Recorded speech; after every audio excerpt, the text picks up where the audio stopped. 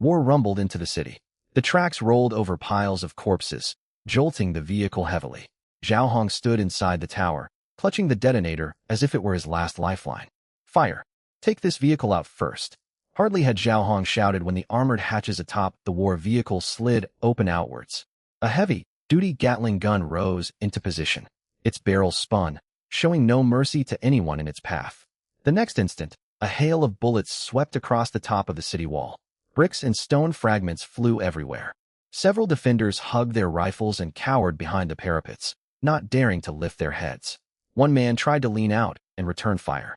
After firing only 2 shots, a row of gaps was torn into the battlement. He ducked back down at once, moving faster than a retreating turtle. Zhao Hong grabbed hold of a nearby guard and roared, "Return fire! What are you all doing lying low?" Nobody paid him any mind. Let him try doing it himself. Gunfire from outside rang terribly close. Bullets slammed against the brick wall in a steady series of dull thuds. Everyone knew full well, show even a little of your head, and the next bullet would smash into your skull. Watching his defensive line pinned down, Zhao Hong squeezed the detonator harder and harder in his grip. "Brother Zhao, let's slip out through the back gate," one guard whispered. "Those people outside are already closing in." "Run? The inner city still stands, and you want to burn down the outer city." So saying, Zhao Hong raised his hand to press the detonator. Before he could apply pressure, however, a mechanical arm extended from the side of the war vehicle. 3 huge insulated basins hung from its end. Their lids flipped open, steam and rich meat aroma drifting out in all directions. Nothing demoralized the opposition quite like this. Old Zhang sat in the rear cabin, watching the surveillance feed and could not help asking, "Boss, are we cooking at a time like this?" When people are starving, they will not listen to reason. Reason means less than braised pork and brown sauce. Chen Nua operated the mechanical arm and tossed the 3 insulated basins onto the open ground of the outer city. They crashed into the snow, meat gravy splattering across the surface as lids rolled away. Then the side hatch slid open. Dozens of Tang-style swords clattered onto the snow, their hilts wrapped in cloth for a firm grip. Chen Nua had stockpiled these melee weapons in storage originally for clearing zombies near the vehicle. Now they served a second purpose, multi-use gear, perfect for survival. Chen Nua activated the loudspeaker and broadcast to everyone within earshot. "Fellow abandoned compatriots, eat your fill before you seek vengeance. Whoever brings me Zhao Hong's head gets braised pork every day, no fine print attached." By now some people had scrambled to the basins, grabbing meat and shoving it straight into their mouths. At those words, many froze. They stared at the basins of braised pork, wondering if this was yet another trick. Free pork did not just fall from the sky. A woman holding a small child fed meat to the little one and only took one bite herself. Then she looked up toward the inner city wall. Her husband had been locked outside not long before. Back then, Zhao Hong had stood right in this tower, saying that the longer the people outside held out, the longer those inside would survive. Those words felt colder than the swirling snow. She handed the child to an elderly person nearby, snatched up one of the Tang-style swords, and fierce resolve flared in her eyes. "You all eat. I'm going after Zhao Hong." With that, she ran toward the inner city wall. Soon more and more people rose from the snow. Starved for so long, meat still in their mouths, they set off toward the wall. When hunger reaches its peak, hunger calls the shots, not battle tactics. Zombies still roamed outside, but the war vehicle's high-pressure defense net engaged, holding hordes of the undead at bay. Green, light reconnaissance drones soared overhead, marking a clear path toward the inner city wall. Refugees surged forward along that route. The defenders finally opened fire. Yet they got off very few rounds before the Gatling gun from outside swept over the wall again. Chen Nua aimed low, targeting only battlements and firing positions, pinning the defenders down. No polite words, just overwhelming firepower. "Boss, why don't we blow the wall straight down?" Old Zhang asked. Inside the wall lie generators, medicine, and warehouses. Who would pay for the damage? Besides, let them tear the place apart. Saves my power. Chen Nua rotated the turret, shifting its line of fire to another stretch of wall. Meanwhile, the first wave of refugees had clambered onto the wall. A defender lifted his rifle only to be tackled from behind. Several refugees threw him to the ground and seized his firearm.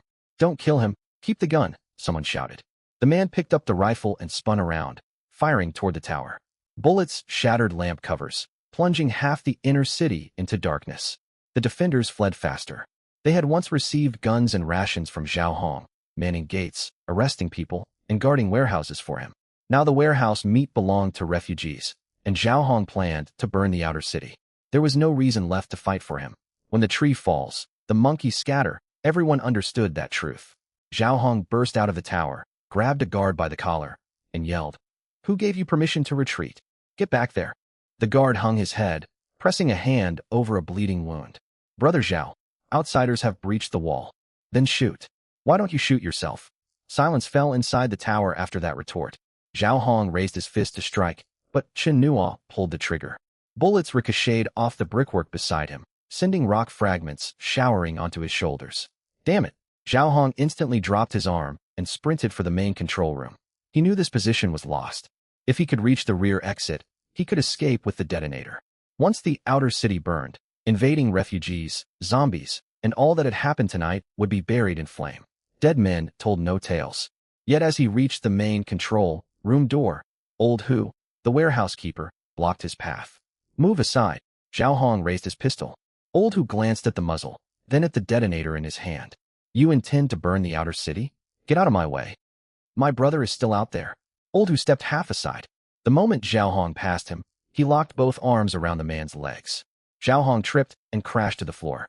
The detonator skittered across the floor into a corner. "Let go of me." Zhao Hong kicked at Old Hu. "Are you rebelling too?" "You are the one rebelling." Old Hu's eyes reddened as he shouted hoarsely, still clinging tight to Zhao Hong's legs. Two other men who had once stood guard under Zhao Hong rushed over. One pinned Zhao Hong's wrists, the other seized his clothing. All three had carried out Zhao Hong's orders and done dirty work for him. They sided with the refugees not out of sudden moral awakening. They understood clearly, as long as Zhao Hong lived, tonight's events would be laid at their feet. If the outer city burned, they would perish as well. When the nest collapses, no egg stays unbroken. Even a small child could grasp that.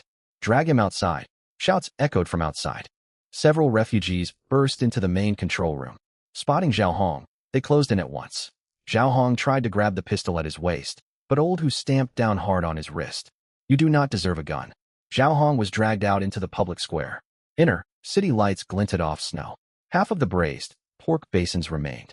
Some people ate as they walked, while others stood guard with tang-style swords to fend off approaching zombies. Zhao Hong was hauled to the center of the crowd. He struggled to his feet and shouted at those surrounding him. "I did this for everyone. Without me, you would all be dead long ago. Were you the one who sealed the gates and sounded the alarm? You monster! My child was trapped outside." Angry shouts and accusations drowned out his voice. No matter how well crafted one's excuses were, survivors saw straight through them. His outer coat was torn open, and fists landed on his face. Old Hu acted fast and stopped one man who raised a sword. "No blades. Keep him alive."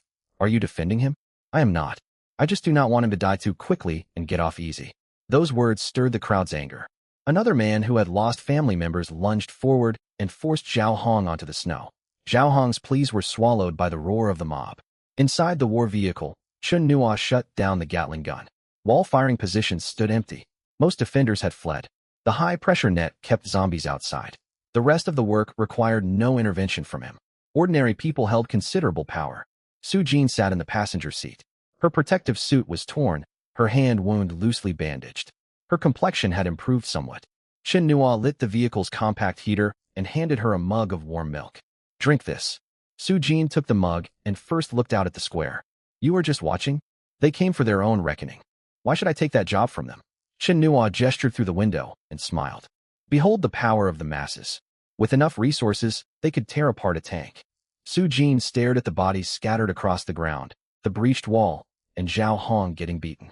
She fell silent for a moment. "That was quite a thrifty budget you spent." The braised pork came from stockpiles, and those tang-style swords were surplus clearance goods. For that matter, Zhao Hong still owes me transport fees. Old Zhang poked his head out from the rear cabin. "Boss, Zhao Hong is nearly done for. Can he still settle the bill?" Chen Nuo nodded toward the camp warehouses. "The man may be finished, but his assets remain.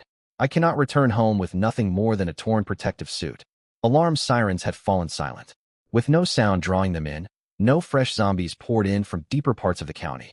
Remaining undead within the camp were hemmed in by the high-pressure defense net. Armed with tang-style swords and captured rifles, refugees hunted them down. Their marksmanship was mediocre, yet overwhelming numbers turned the tide, not unfair bullying, but rational allocation of combat strength. Two mutated zombies charged the war vehicle. Short bursts from the roof, mounted Gatling gun cut them down. Guided by drone green lights, refugees cleared the grounds. Within half an hour, no active zombies remained in the camp. Still, the settlement was ruined and barely habitable. Two sections of the outer wall had caved in. Most wooden buildings were burnt. Empty shell casings and drag marks scarred the snow. Survivors piled corpses in one open area and gathered usable firearms, cotton clothing, and food in another. A blood-stained man walked up to the war vehicle. He laid Zhao Hong's tattered overcoat before the front bumper and stepped backward several paces. Zhao Hong is gone. We found these on him. From the coat pockets he produced the main access card, a ring of keys, and the unused detonator. Chen Nua used the mechanical arm to collect the access card and the detonator, crushing the detonator beneath one of the vehicle's heavy wheels. He opened the side hatch, and a crate of compressed rations dropped before the man. This territory is yours now. Do not bother me again. The man stared, glancing down at the ration crate. We owe you our lives. I do not keep ledgers of debts, Chen Nua replied. He turned the war vehicle around. The core research facility equipment belongs to me. You get the buildings, warehouses, and generators. Barricade your gates well, and you can survive for a good while. It amounted to a division of spoils, and nobody objected. Under Zhao Hong's rule, camp supplies had never belonged to ordinary survivors. To claim walls, shelter, and leftover provisions was far better than fleeing deeper into ruined county territory. The dozen people who had earlier reached the research facility rear entrance also approached. They had tended the wounded and recovered 2 functional generators from storage. I promised wages for those who reached that rear gate, Chen Nua said. I do not support idle hands. Those who can repair machinery will repair machinery. Those capable of farming will clear the experimental fields. Making this place thrive will count as your payment. The woman holding her child nodded and lifted the ration crate. In the apocalypse, no one chased lofty dreams. Simply staying alive was ambition enough. People moved bodies away from the research facility entrance and inserted the main access card. Heavy blast doors slid open. The war vehicle rumbled down the ramp into the underground equipment bay. Su Jin sat upright and gave directions. Turn left ahead. Let us head for the energy laboratory first. Chen Nua warned her. I only take functional hardware. Do not count desks, water dispensers, or expired paperwork as valuables. Su Jin studied him for a moment. How broadly do you define functional hardware? Anything that generates power, builds things, repairs things, plus edible supplies. Understood. Su Jin adjusted her cracked goggles. Nearly everything inside this laboratory qualifies. The war vehicle halted before an isolation door. 2 student researchers swiped permission cards. Behind the door sat a complete set of energy test hardware.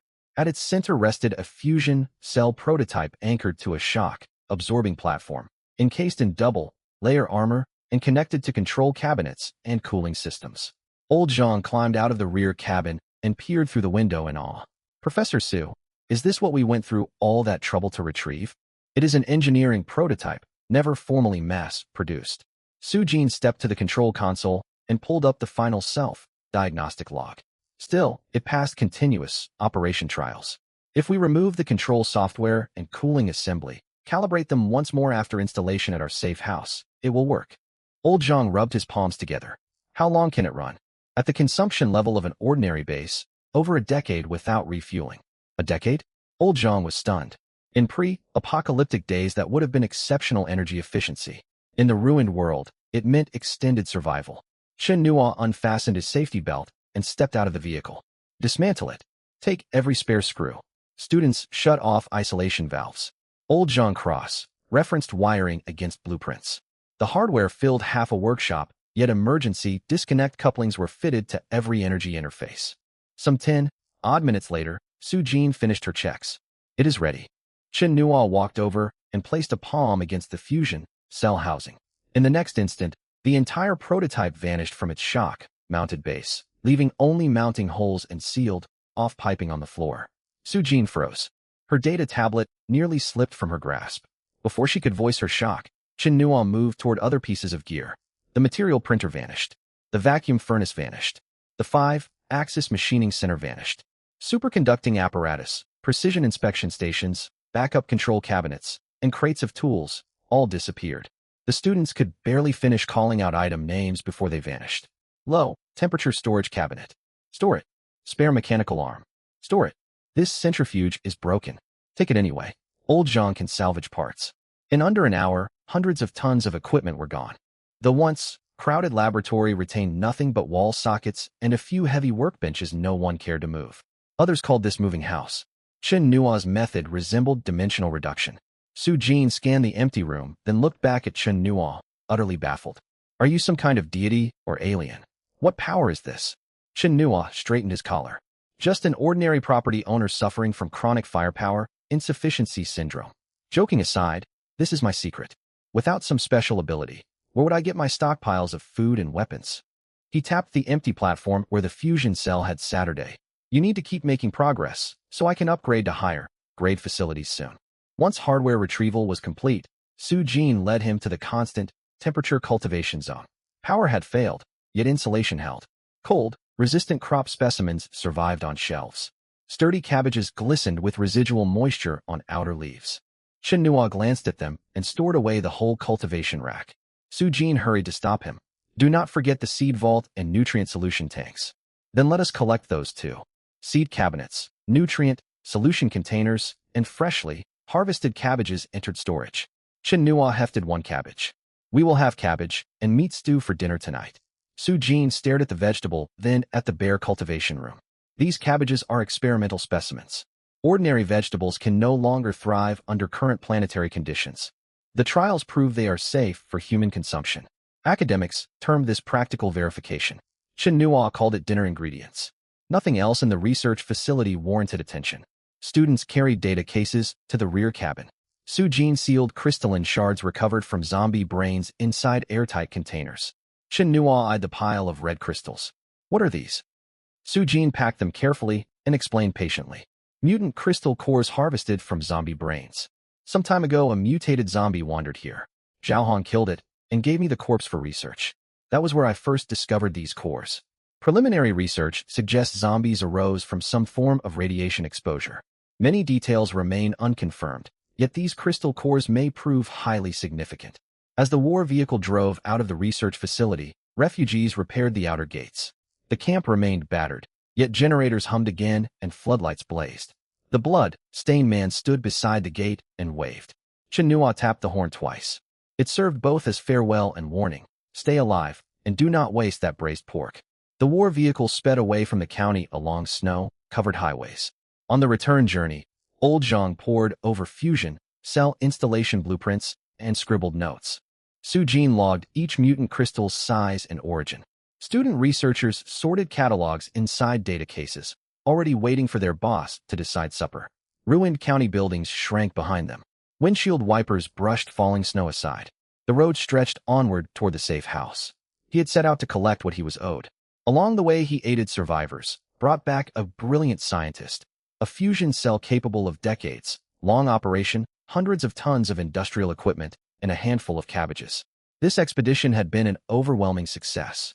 More than 2 hours later, the combat vehicle rolled into the suburbs, leaving the county far behind amid wind-driven snow.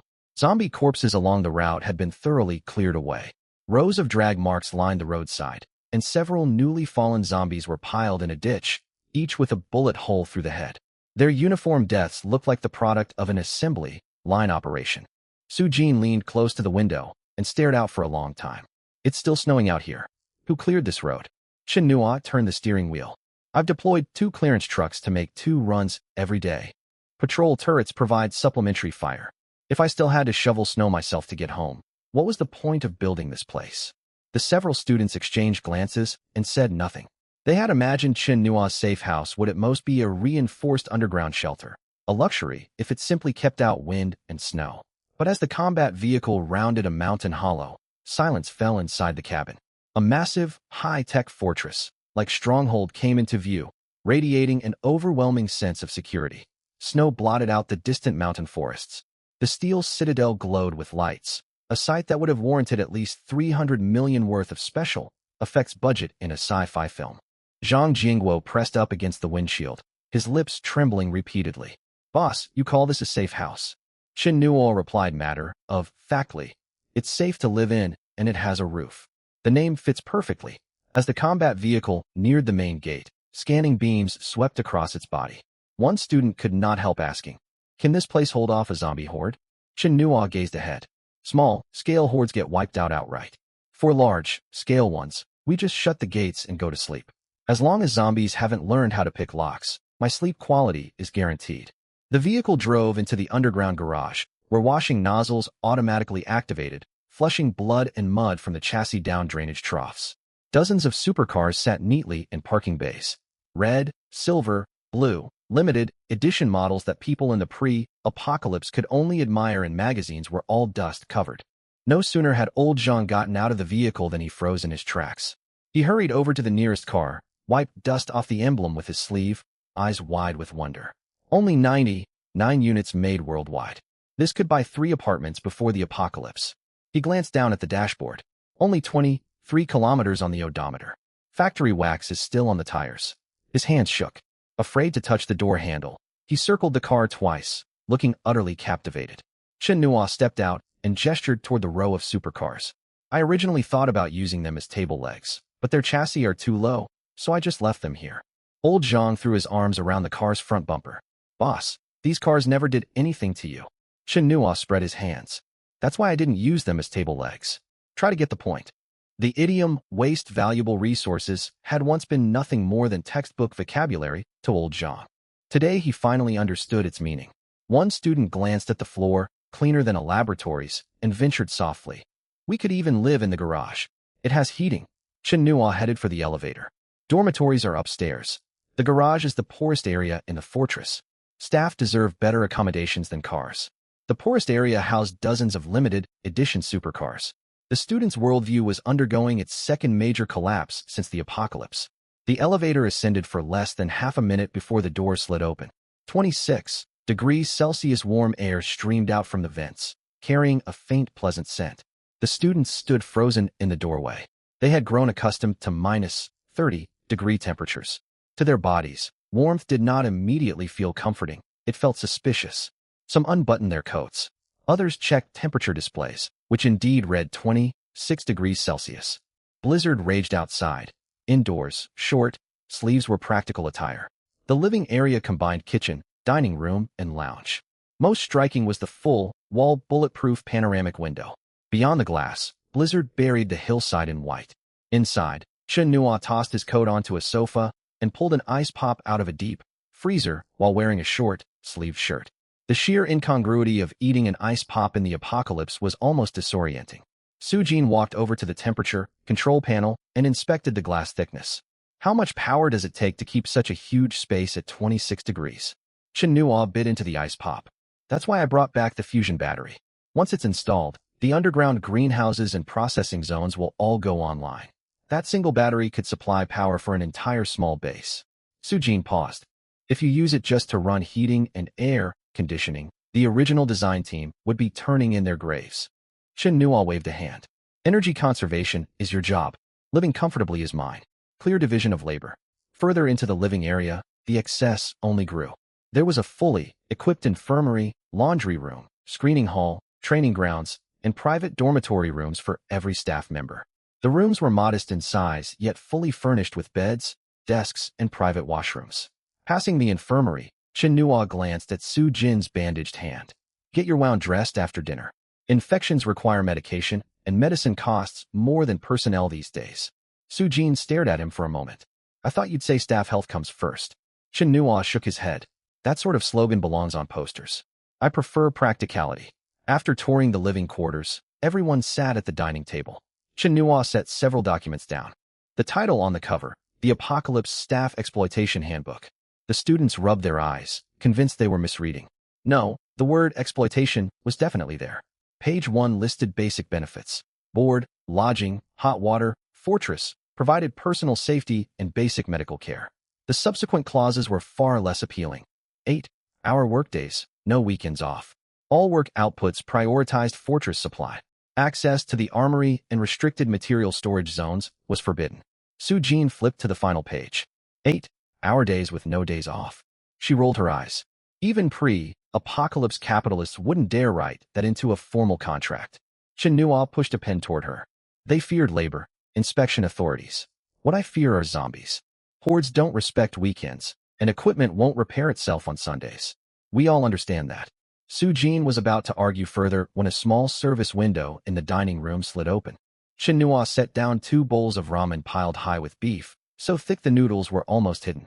A large bottle of iced cola also landed on the table. Bone, broth aroma filled the air, an overwhelmingly tempting smell. Su Jin's arguments over labor rights died in her throat. Trying to maintain researcher-like composure, she asked, "Is this standard staff fare?" Chinua shook the contract. "Probation, period standard. Fail to meet work targets, and your beef gets cut in half." Su Jin glanced back and forth between contract and ramen. Her stomach rumbled loudly. The apocalypse's first labor rights dispute lost to a bowl of beef ramen. After all, even plain steamed buns would have bought over these students. Without Chinua's food rations, they would have been too starved to move. Back at the laboratory, only a few crumbly compressed biscuits and sips of water remained, to be rationed drop by drop. Su Jin picked up the pen and wrote her name in the staff column. "I can work overtime." She handed the contract back. "Honestly, I'd work myself to exhaustion if needed." Chinua nodded seriously. "Death from overwork counts as a work-related injury. That would waste valuable trained personnel. Try to stay alive while you work." Zhang Jingguo and the other students had already finished signing.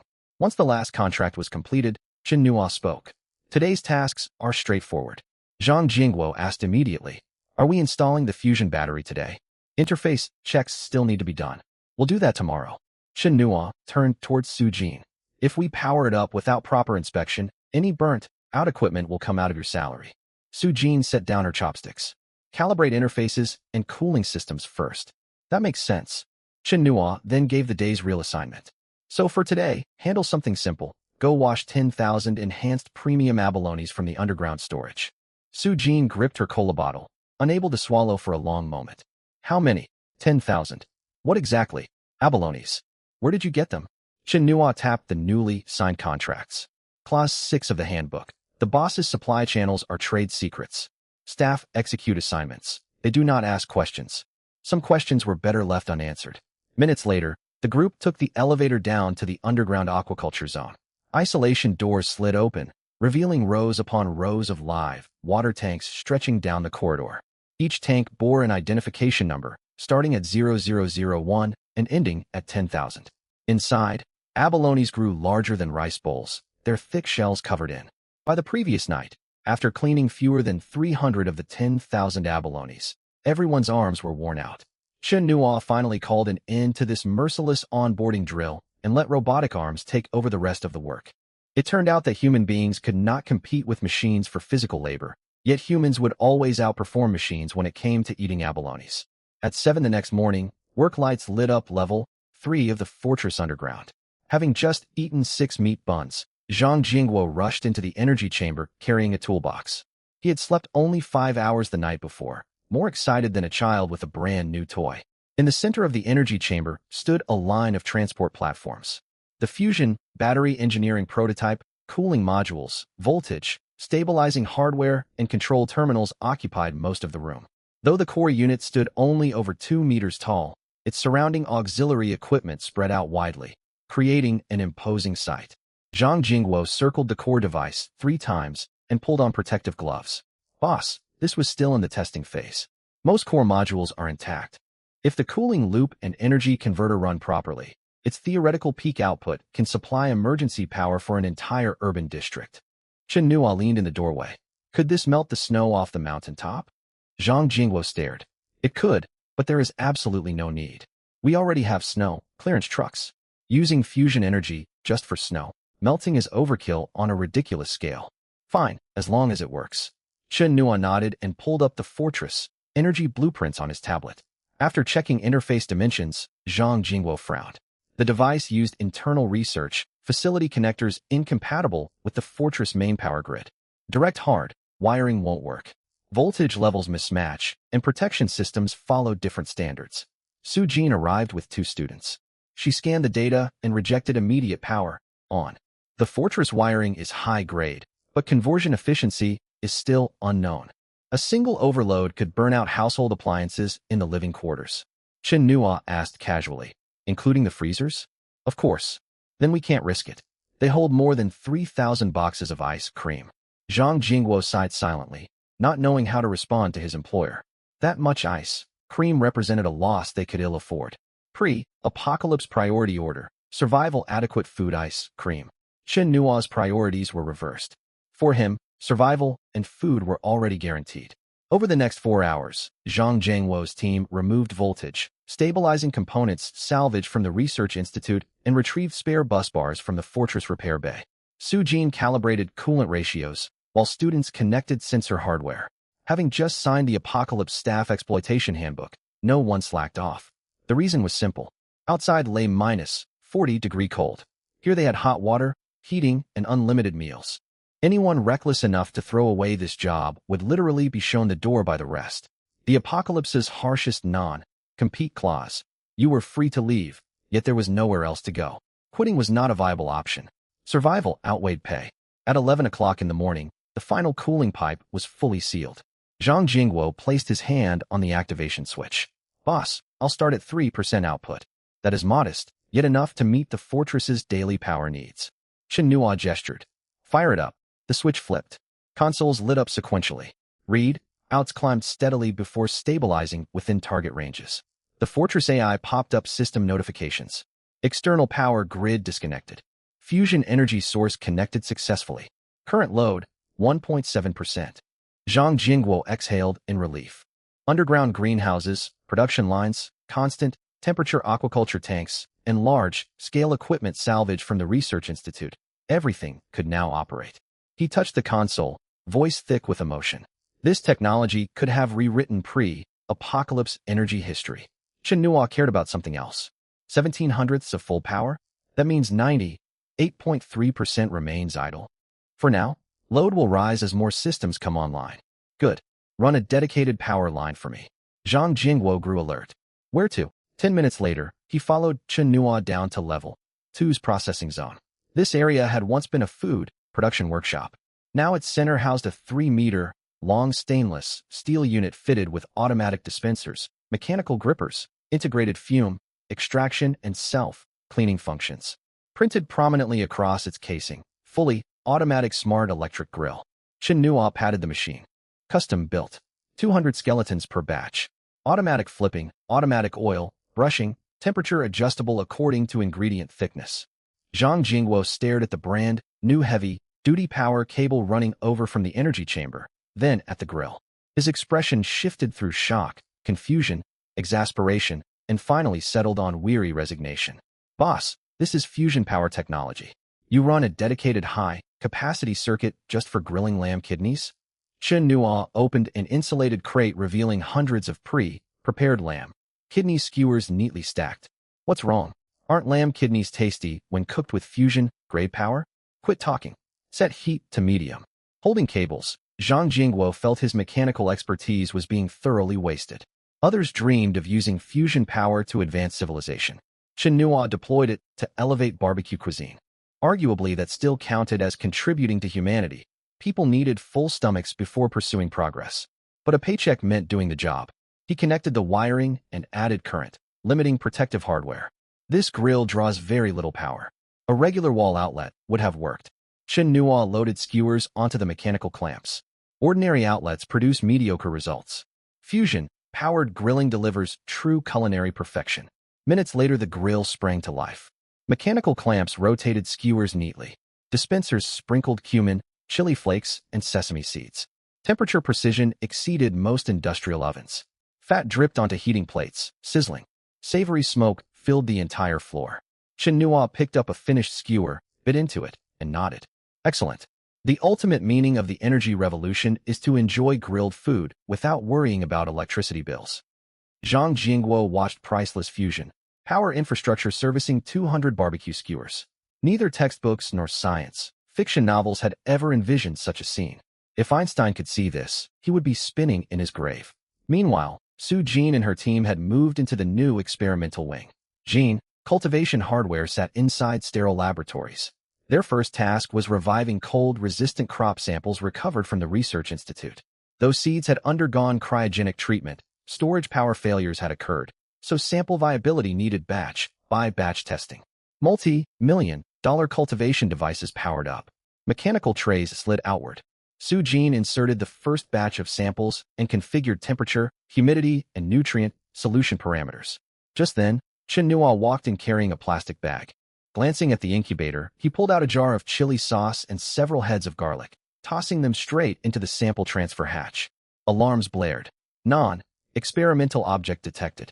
Packaging contamination risk. Su Jin spun around, nearly dropping her clipboard. Chen Nua, this is a sterile lab. What are you doing with these? Chen Nua pointed at the garlic. Storage rooms are freezing. Garlic is rock, hard and impossible to peel. I thought this would warm them up. Is the chili sauce jar frozen solid too? It was convenient. Su Jin sealed the inner hatch and retrieved the chili sauce and garlic through the outer compartment. The incubator regulates temperature, but it is not your personal food warmer. A single contamination event could destroy all our cultivated samples.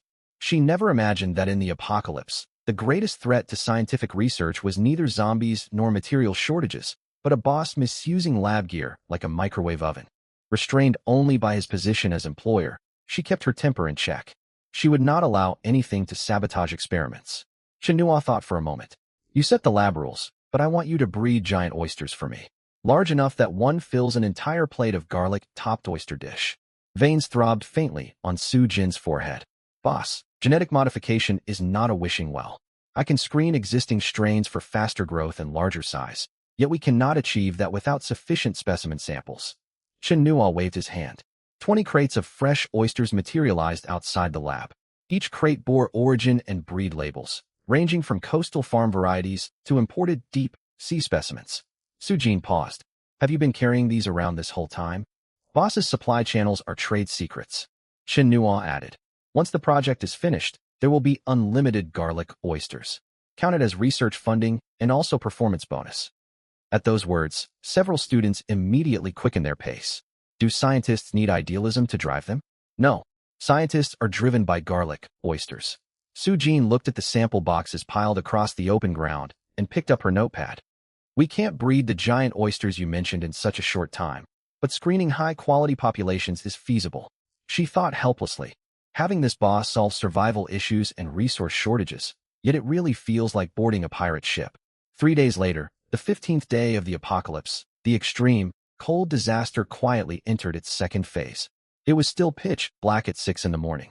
The temperature monitor outside the fortress had dropped to -58 degrees Celsius, and the reading kept falling with no sign of stopping. By 9 o'clock in the morning, the temperature stabilized at -60 degrees Celsius. Fortunately, it remained 26 degrees Celsius inside the fortress.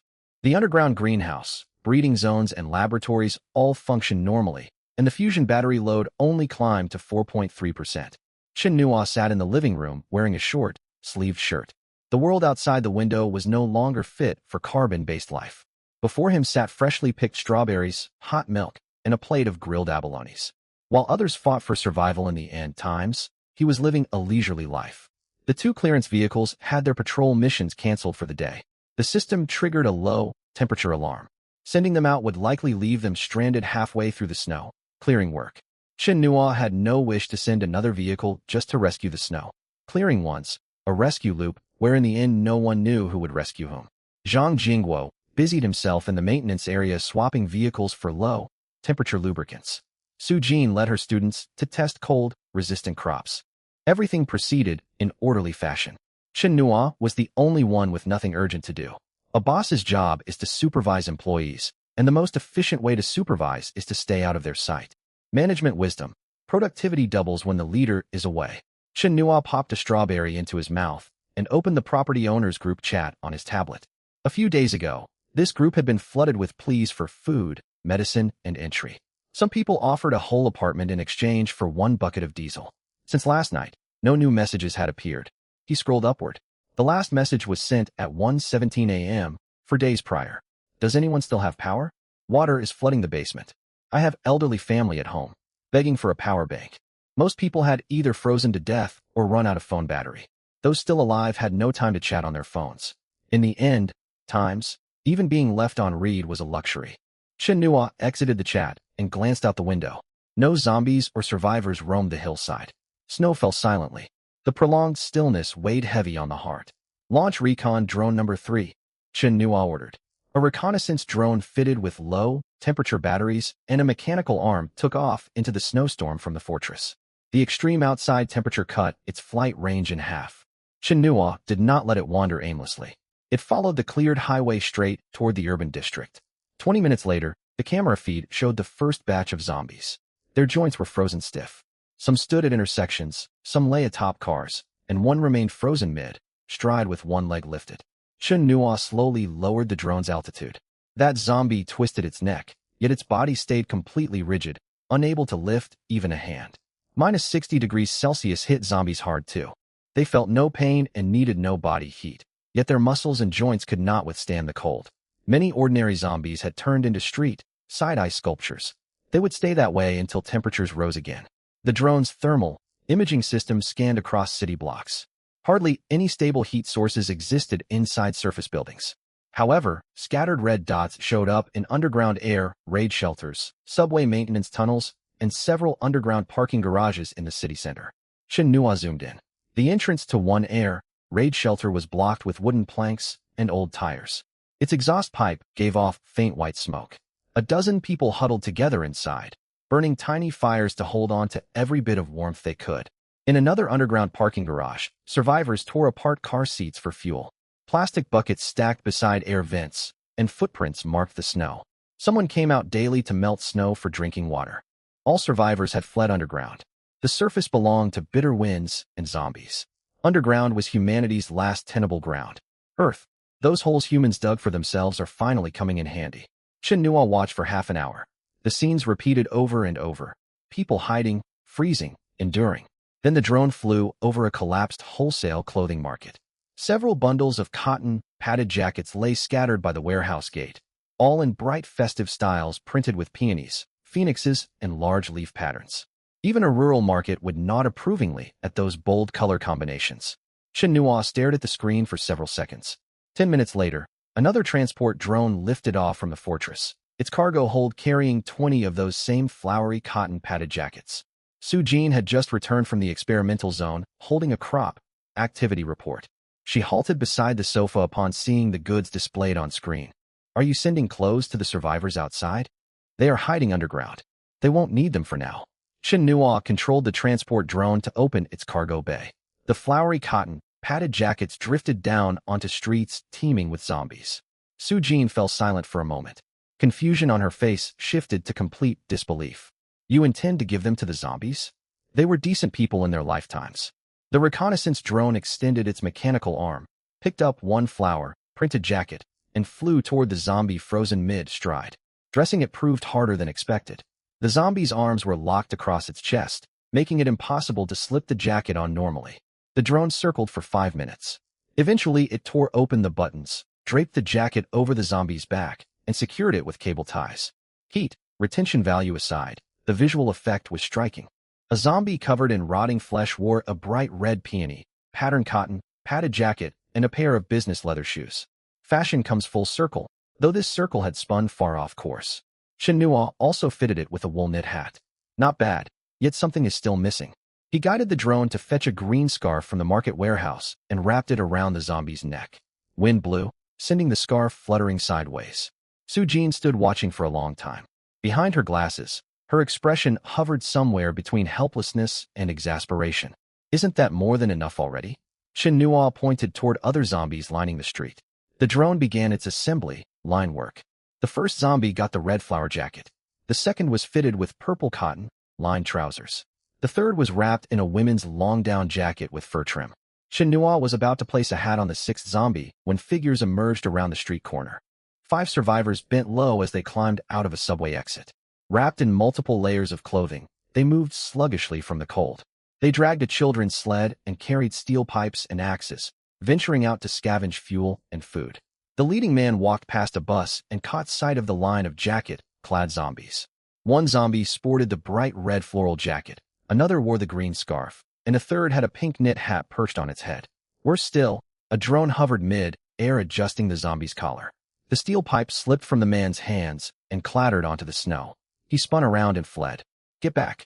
Hurry back. The others had not yet processed what they saw, but their legs reacted before their brains. Zombies can put on clothes now. They operate drones too. The last survivor slipped and tumbled into a snowdrift. His axe flew 2 meters away. He scrambled to his feet and ran without looking back, abandoning the children's sled entirely. Wooden planks quickly sealed the subway entrance from inside, followed by the sound of heavy cabinets being pushed into place. Chen Nua watched the surveillance footage, shoulders shaking with quiet laughter as he leaned over the table. Without exchanging a single word or direct encounter, city survivors added a brand new entry to their intelligence archives: intelligent zombies capable of wearing clothes and piloting drones. This urban legend would likely persist until the end of the apocalypse. Sujin remained standing for a long while and pushed her glasses higher on her nose. Your mischievous streak exceeds the scope of psychological research. Chen Nua popped another strawberry into his mouth and chewed. On a snowy day, if I don't tease zombies, should I go save the world instead? That same night, external temperatures dropped further to -62 degrees Celsius. Zhang Jingguo adjusted radio equipment in the communications room. This setup utilized amplifiers salvaged from research institutes, with its antenna connected to the communication tower atop the fortress. Satellites were unreachable, yet public radio channels within dozens of kilometers could still be picked up. Zhang Jingguo turned the tuning knob. Static filled his headphones for a moment. Then a human voice cut through the emergency public frequency. Attention, all survivors. This is the Black Wolf Legion. A rescue base has opened in the city center. The Black Wolf Legion provides shelter, food, medicine, and armed protection. Survivors needing rescue may report your group size and coordinates via this frequency. Zhang Jingguo reached for his notebook, but the broadcast continued. Upon entering the base, all firearms must be handed over. Food, fuel, and medicine will be distributed centrally. Doctors, mechanics, researchers, and other technical personnel must report first. Any group concealing supplies or weapons or refusing registration will be treated as hostile forces. Shortly afterward, the announcer listed a string of their supposed achievements. The Black Wolf Legion occupied an underground shopping mall and 2 air raid facilities downtown, boasting over 300 members, armored vehicles, heavy machine guns, and mortars. Their leader Black Wolf had worked as a mercenary overseas and awakened fire-based superpowers after the apocalypse. The announcer finished by emphasizing that Black Wolf could ignite fires bare-handed at -60 degrees Celsius and melt through ordinary iron doors in short order. The truthfulness of those claims remained unknown, yet they sounded intimidating. Zhang Jingguo removed his headphones and summoned Sujin. They listened to the transmission 3 times in full. The broadcast repeated every 15 minutes with a stable, nearly noise-free signal. Zhang Jingguo pointed at the frequency spectrum readout. They have likely seized the city's emergency broadcast tower and linked up at least 2 relay stations. A vehicle-mounted radio cannot produce such power. Large-scale power generation equipment is definitely behind this. Sujin adjusted her glasses. Not all 300 people are combat troops, but sustaining a large base at this temperature means they have underground installations and ample fuel. The broadcast urged survivors to submit their coordinates once more. Sujin went on. They are specifically calling for technical personnel. If they learn we possess a complete laboratory, fusion, energy supplies, and processing facilities, they will certainly come for more than just talks. You make a valid point. We cannot act recklessly. Chen Nua had appeared in the communications room unnoticed, holding a half-plate of grilled oysters. Far from tense, he listened for a moment and asked, "Is this what they call rescue, seizing most of everyone's supplies?" Zhang Jingguo nodded. That is essentially what the broadcast states. Chen Nua bit into an oyster. That hardly qualifies as rescue. Even my written and time staff exploitation manual shows more decency. At the very least, I feed my people. Sujin looked at him seriously. Boss, decency is not the main concern here. It is clear, the Black Wolf Legion possesses heavy firepower and is actively expanding. Chen Nua set down his plate. Expansion, taking over the city center and issuing notices across the whole city. I wonder if they truly have the strength to back it up. Keep monitoring the broadcast. Report immediately if anything changes. At 9 o'clock in the evening, the broadcast content shifted. A deep male voice replaced the announcer. This is Black Wolf. The old world is over. Starting today, only one order shall stand in this city. The Black Wolf Legion can protect those who submit and eliminate those who disrupt order. Within 3 days, all survivor factions must register. Any armed group refusing governance has no right to continue existing. Black Wolf had clearly prepared a script in advance. He rambled on for 7 minutes about civilized order, humanity's future, the responsibilities of the strong, and unified resource management. Classic doomsday, CEO rhetoric, full of manipulative persuasion. Chen Nuo could no longer focus on his television show. He pointed toward the console microphone. Can we plug into this? Zhang Jingwo spoke quickly. This is an open analog frequency. Our transmission power is higher, so we can drown out their signal.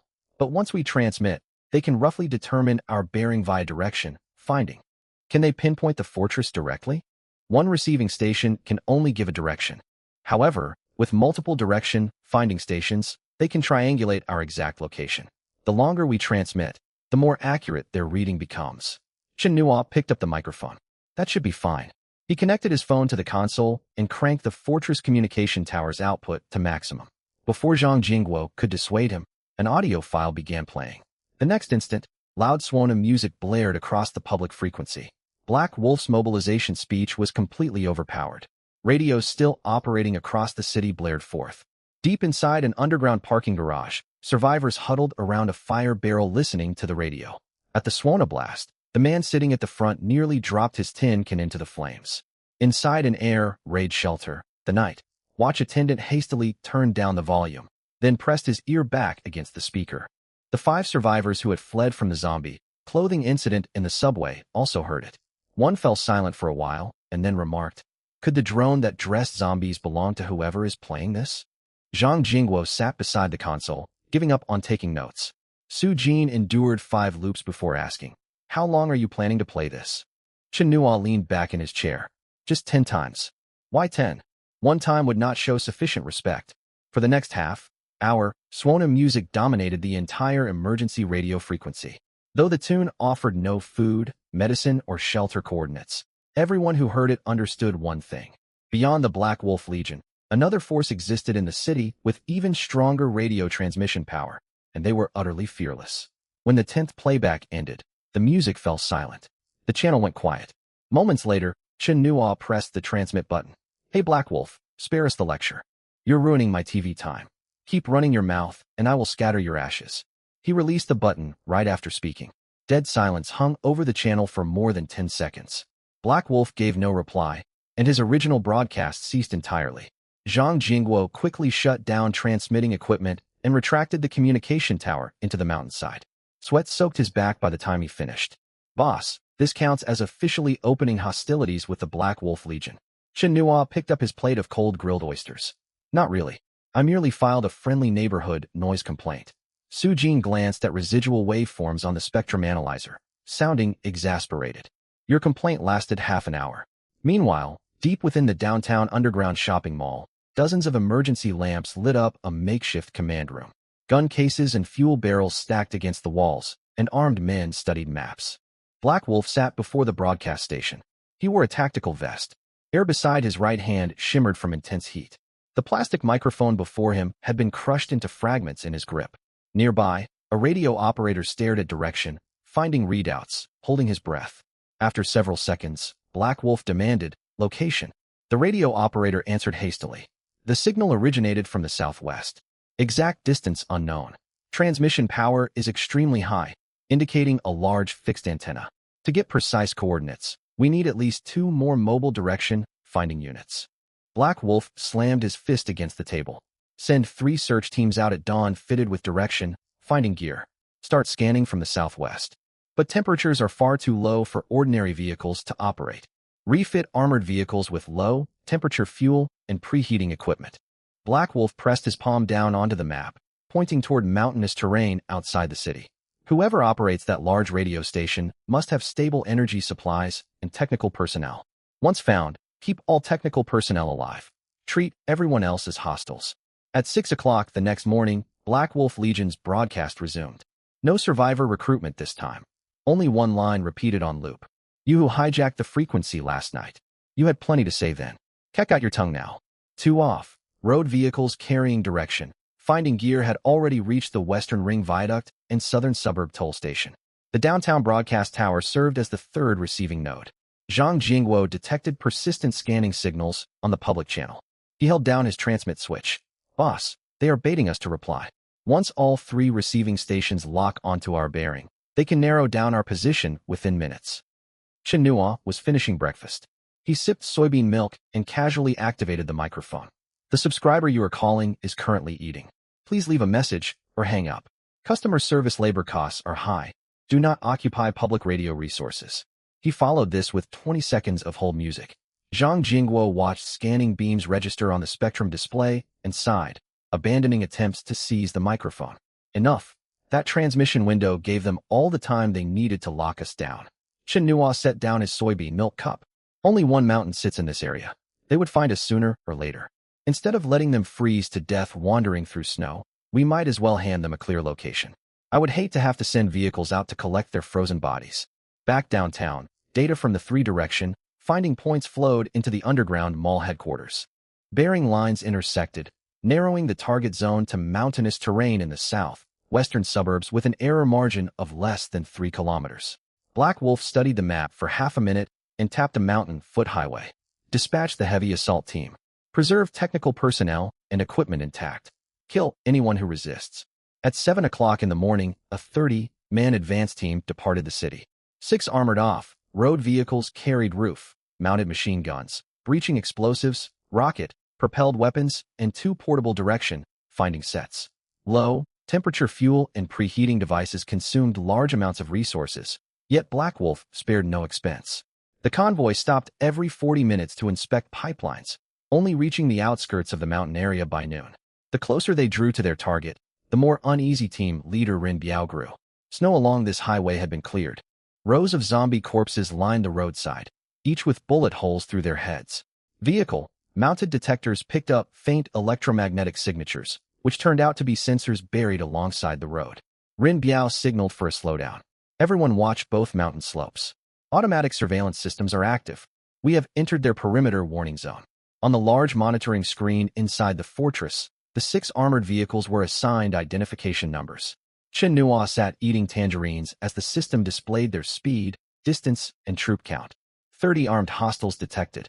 6 vehicle-mounted machine guns, 3 anti-armor weapons, multiple breaching tools identified.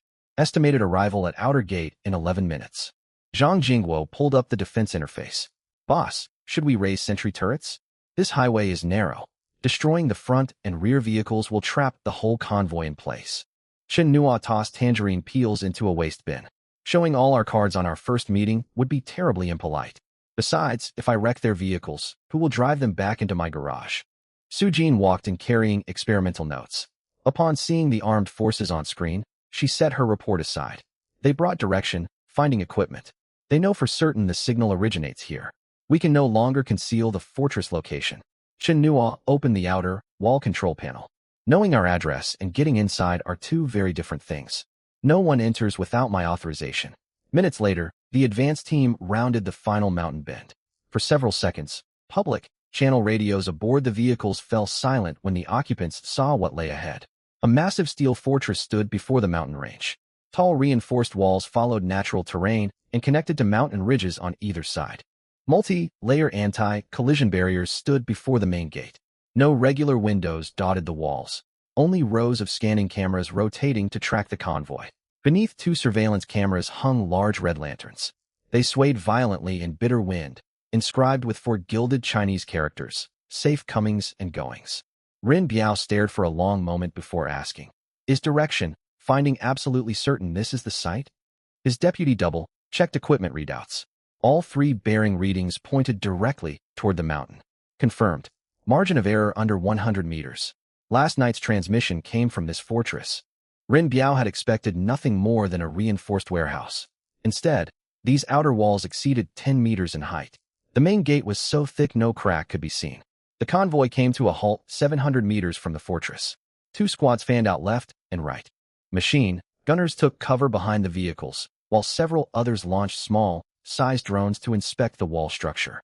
The drones had only risen to 20 meters when static began flickering across their control feeds, growing worse the closer they drew to the fortress. Signal jamming. Rin Biao recalled the drones and ordered an armored vehicle to move forward for a probe. The vehicle rolled slowly along the outer road. No landmines detonated, and no gun turrets opened fire. Even when it stopped 50 meters short of the main gate, the fortress remained completely silent. Rin Biao waited 2 minutes, then climbed down with 4 team members. The men advanced toward the main gate with rifles raised. Surveillance cameras mounted on the wall rotated continuously, tracking their every move. Two large red lanterns swayed in the camera's view, their festive glow sending an uneasy tingle down their spines. Chen Nuo stretched lazily. Our guests have arrived. Zhang, activate the entrance welcome system. Zhang Jingwo gripped the controller and hesitated. Boss, that system was originally built for external alarms and public evacuation broadcasts. But we have visitors at the door now, so it is our welcome system. Ren Biao had stepped within 10 meters of the gate when two sections of armor plating slid open in the ground. Two waterproof loudspeakers were raised into view. A clear, enunciated female voice boomed across the mountain foothills. Welcome, one guest. Please proceed upstairs. Ren Biao's shoulders jolted. His finger nearly squeezed the trigger. Behind him, the other team members simultaneously raised their firearms toward the speakers. The broadcast cut off. Only light, upbeat background music commonly heard at shopping mall openings looped across the snow-covered ground. Regaining his composure, Ren Biao shouted toward the cameras on the wall. People inside, you are surrounded. Open the gate immediately, lay down your weapons, and send all personnel out for inspection. Several projection units lit up above the gate. A screen more than 10 meters wide projected directly onto the steel door. On the display, Chen Nuo sat in a short, sleeved shirt at a mahjong table, a toothpick clamped between his teeth. On the other two seats sat two dummies moved over from the training area, one wearing a safety helmet and the other sunglasses. Neat stacks of mahjong tiles lay before them. Chen Nuo did not even lift his head. He casually drew a tile. 9. Ren Biao looked upward. I will say this one more time. Open the gate at once.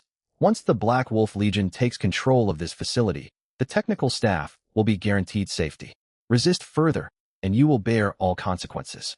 On the projection, Chen Nuo slotted the 9 tile back into the tile wall and activated a voice modulator.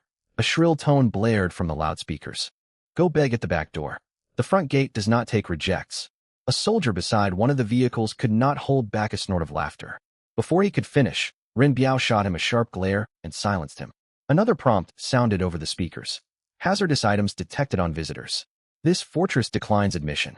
Current queue, 327 zombies. Estimated waiting time, next spring. Ren Biao tightened his grip on his rifle stock and stepped backward. He had hoped to force those inside into negotiations, yet they treated his heavily armed unit with total contempt. Worse still, the fortress had revealed no firing positions whatsoever. They had no way of knowing how many defenders waited within. His deputy lowered his voice. Captain, Black Wolf wants us to preserve as much of the equipment as possible. Should we report the situation and wait for heavy weapon support? Ren Biao glanced at the mahjong scene still looping on the projection and pointed straight at the main gate. Fire a rocket, propelled grenade at the gate. Let us test how thick this armor really is. Two soldiers carried a launcher out of a vehicle, removed its thermal cover, and loaded a breaching round. The gunner hoisted the rocket launcher, knelt behind an armored vehicle, and aimed at the fortress main gate.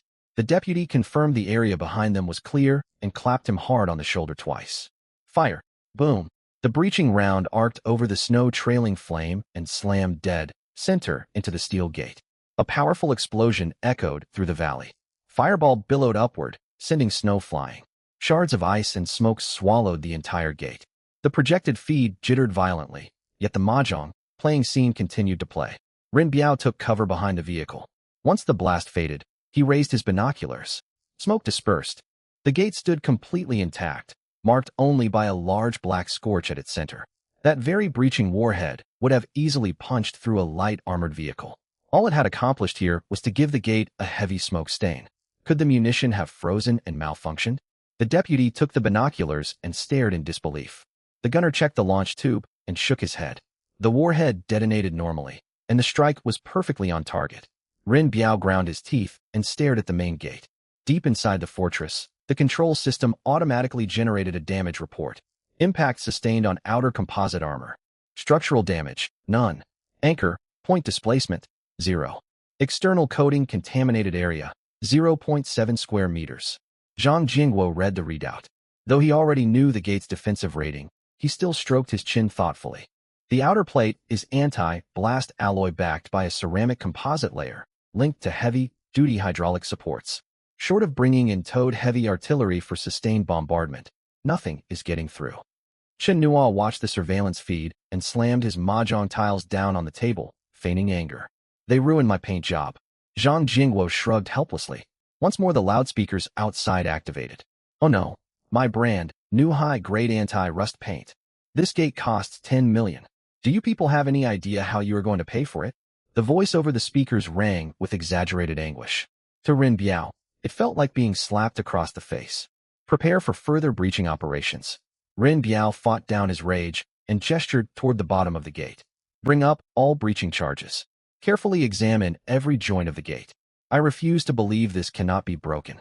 The soldiers' attitudes had shifted. Their faces turned grim. Before setting out, they had expected a routine takeover of a small survivor outpost. This single gate made it plain the defenders were far better prepared than the Black Wolf Legion. All 6 armored off. Road vehicles moved to within 40 meters of the gate. Roof-mounted machine guns lined up toward the walls. Drivers climbed out to assist in unloading demolition supplies. The soldiers maintained combat formation, moving at a quickened pace. Crates of explosives, shaped, charge plates, and detonator wires were hauled out. 2 teams advanced toward the gate, while the rest kept watch over the upper walls with raised rifles. Rin Biao personally inspected the doorframe. The entire gate was recessed into the mountainside, with no visible hinges or hydraulic mechanisms on the exterior. Stack the charges at the bottom center. Press the shaped, charge plates tight against the door. Dozens of men moved at once.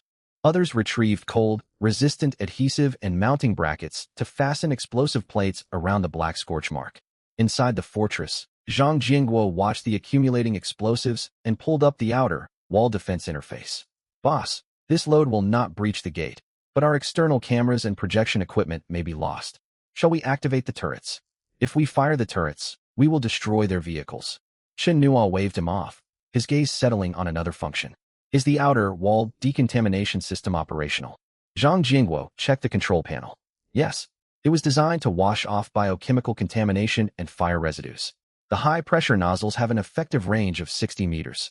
At minus 60 degrees outside, however, the nozzle tips will likely ice over after 1 discharge. 1 discharge is all we need. Chen Nua opened his spatial storage and pulled out 2 large barrels of concentrated food, processing chili extract. Su Jin walked into the monitoring room and halted upon seeing the barrels. What exactly are you planning? Give our guests a hot, water welcome bath. They traveled all this way. Ordinary hot water would be far too underwhelming. Zhang Jingguo glanced at the labels on the barrels, then at the advance team piling explosives outside. He finally understood why Chen Nua had refused to deploy defensive turrets. If turrets opened fire, they would have had to dispose of dozens of bodies. Maintenance staff poured the chili concentrate into the decontamination tank. Fusion power heated the water tank. Water temperature climbed rapidly to 80 degrees, circulating internally while armored shutters over the nozzles stayed sealed. Outside, the advance team was nearly finished unloading their breaching explosives. One soldier looked up and spotted 6 palm-sized hatches sliding open above the gate. Firing ports above, everyone scrambled for cover. More than a dozen rifles aimed straight at the dark openings. No gun barrels emerged. Instead, 6 stout nozzles rotated, locking onto the whole area in front of the gate. The next instant, high-pressure water jets swept outward. The 4 men closest to the gate were knocked flat. Though wearing heavy cold weather suits, scalding liquid streamed down collars, cuffs, and gaps around goggles. Hot. Fall back. There is chili in the water. Seal your masks. Men farther back tried to retreat, but additional jets crossed in from both sides. Chili-laced water splashed against vehicle doors and windshields, bursting into stinging mist.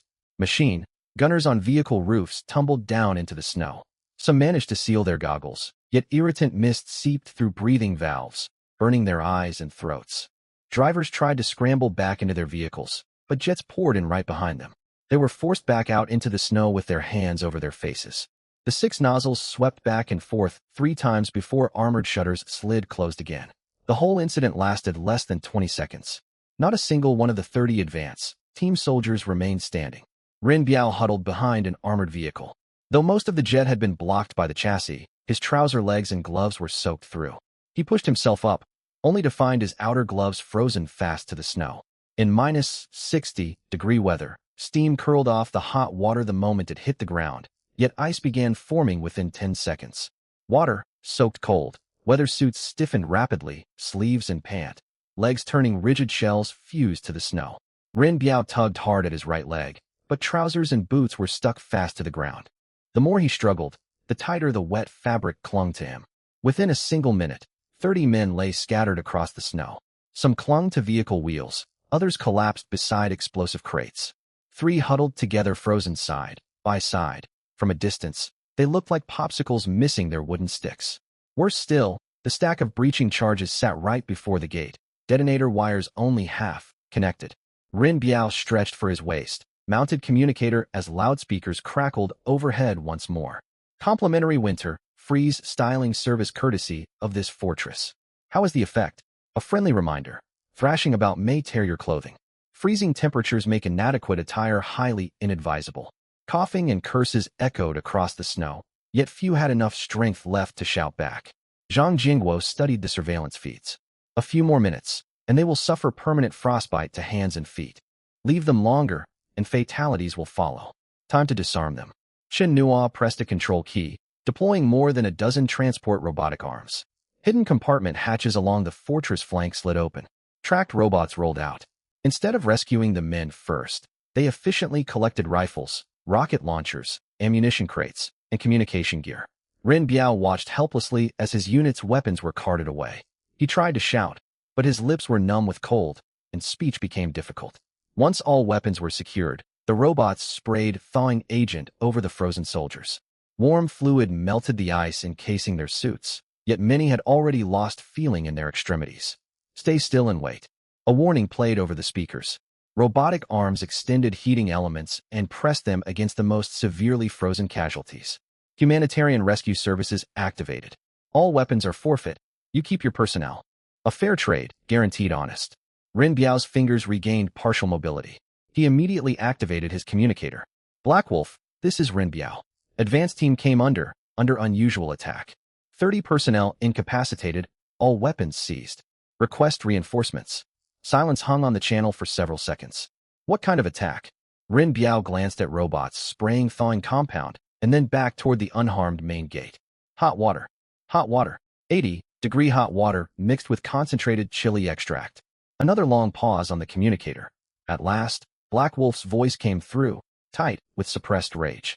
30 fully armed men, equipped with rocket launchers and demolition explosives, were neutralized by hot water. Rin Biao opened his mouth, yet all he could manage was, report complete. Beep, beep, beep. The transmission cut off. 10 minutes later, the thawing agent took full effect. Soldiers staggered to their feet, trembling uncontrollably and shivering violently. Rin Biao counted heads. All 30 men survived, yet every firearm, round of ammunition, and demolition supply had vanished. They had been thoroughly defeated. The 30 advance team soldiers made it back alive, yet in combat terms, the unit had been effectively wiped out. 6 armored off. Road vehicles returned stripped of roof, mounted machine guns. All firearms, ammunition, and demolition materials stored in the cargo holds had been completely removed. What infuriated Black Wolf most was Rin Biao's combat report. It read like absurd fiction. The defenders never fired a single bullet. High-pressure nozzles blanketed the whole engagement zone. Water temperature exceeded 80 degrees, laced with heavy chili concentrate.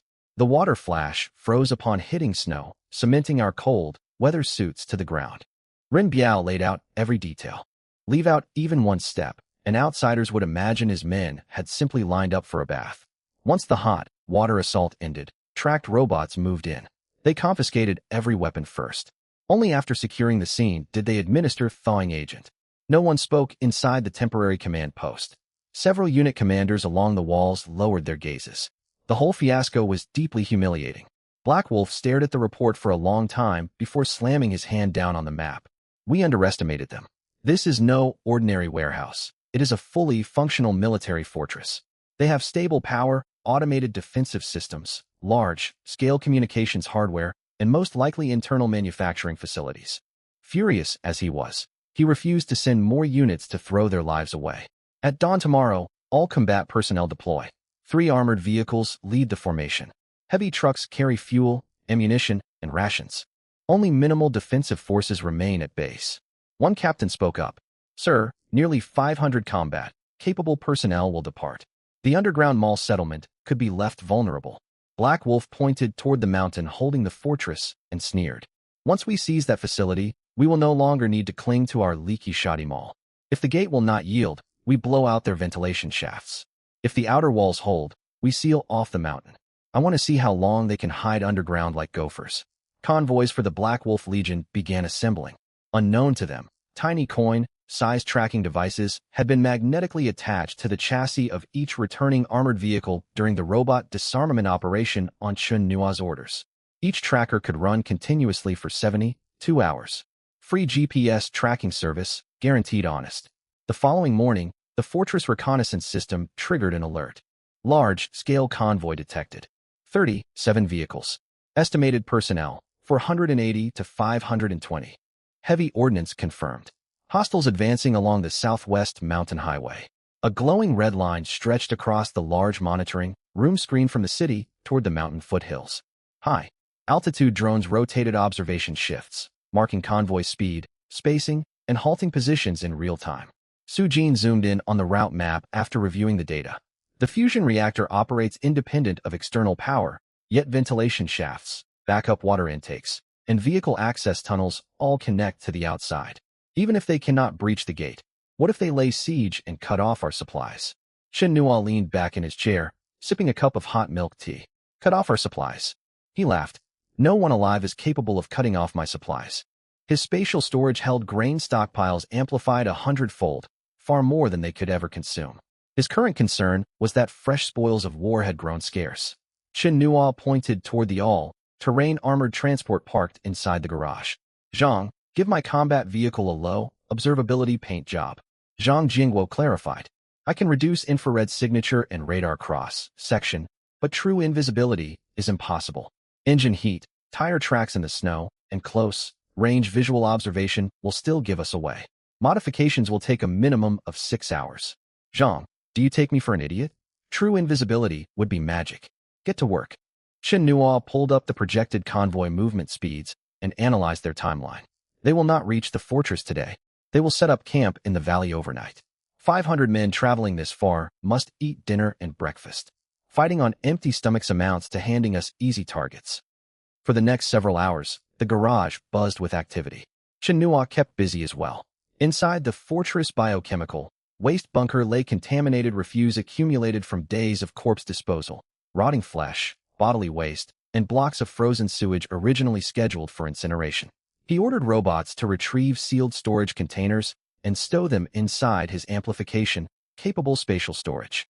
Apply 100-fold quantity amplification.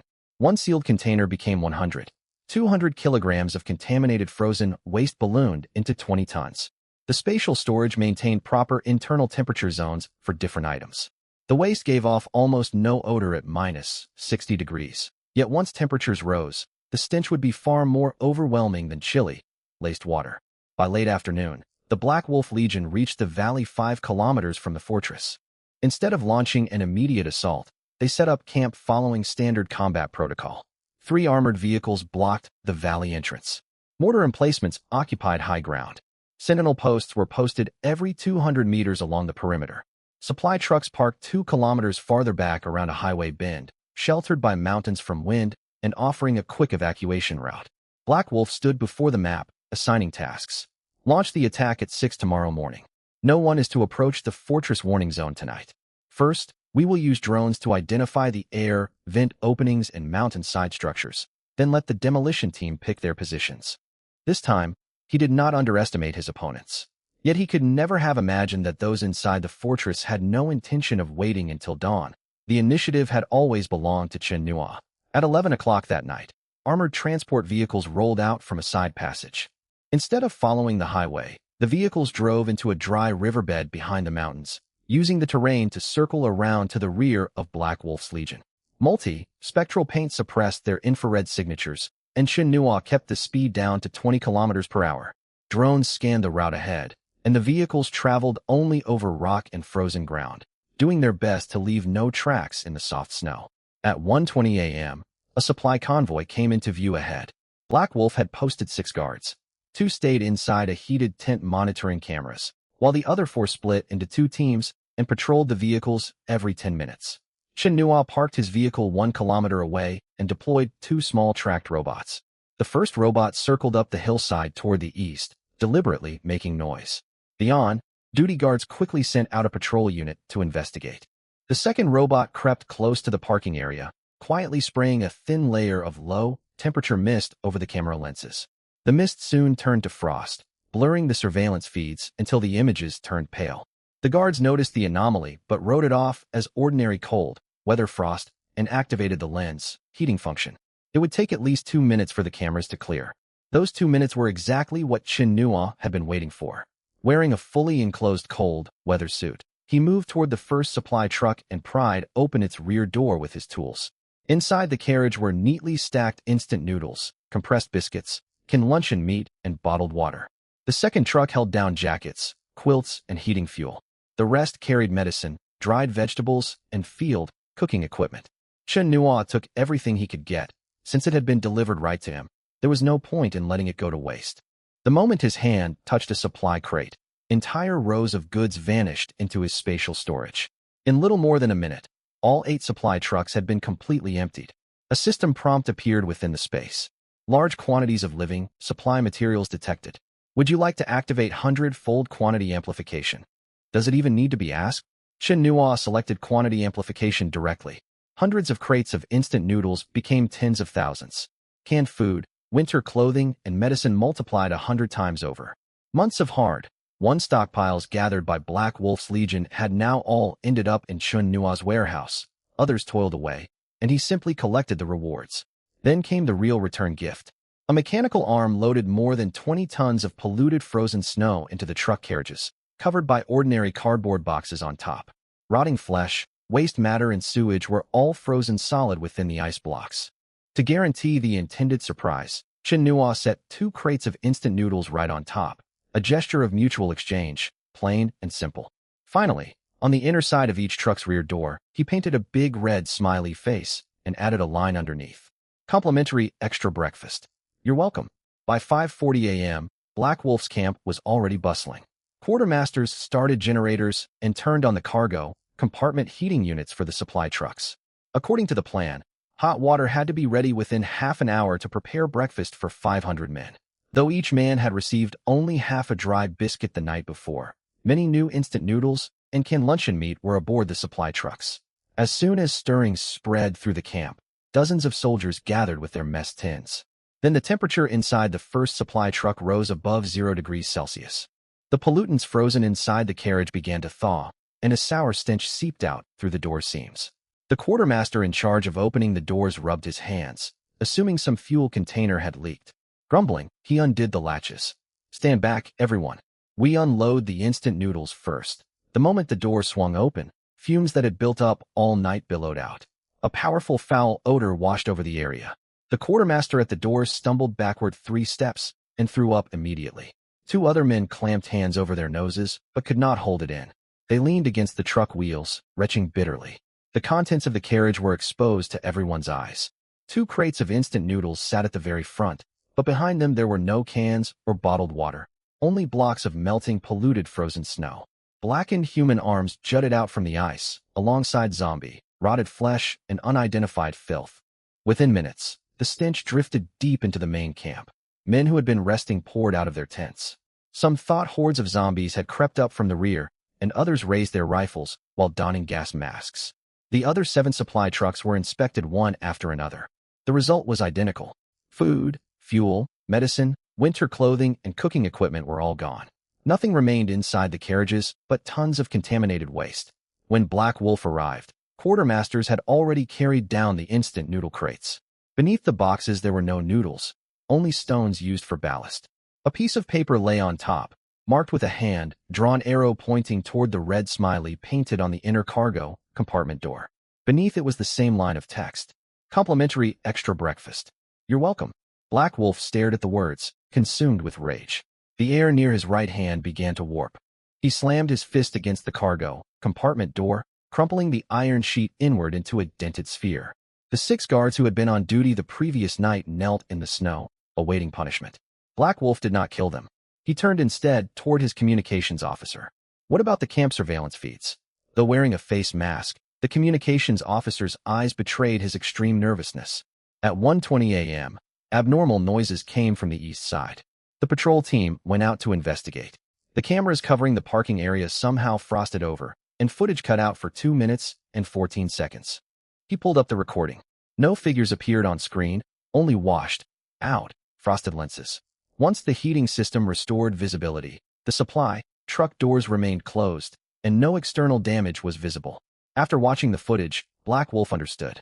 Their enemy not only knew exactly where the supply trucks were parked, but also understood the sentry patrol schedules. Worse still, they had managed to empty 8 full trucks and refill them with pollutants in just 2 minutes. No ordinary group of people could pull off such an operation. The fortress possessed transport robots, and it had been watching them all along. One squad leader lowered his voice and asked, "Sir, our food is all gone. Should we fall back to the city and gather new supplies?" Black Wolf looked out over the main camp. 500 men had worked through the night, each with nothing but half a dry biscuit in their stomachs. Without supplies, they could not even hold their position in this valley for another day, let alone launch an attack. Yet retreating would bring even greater problems.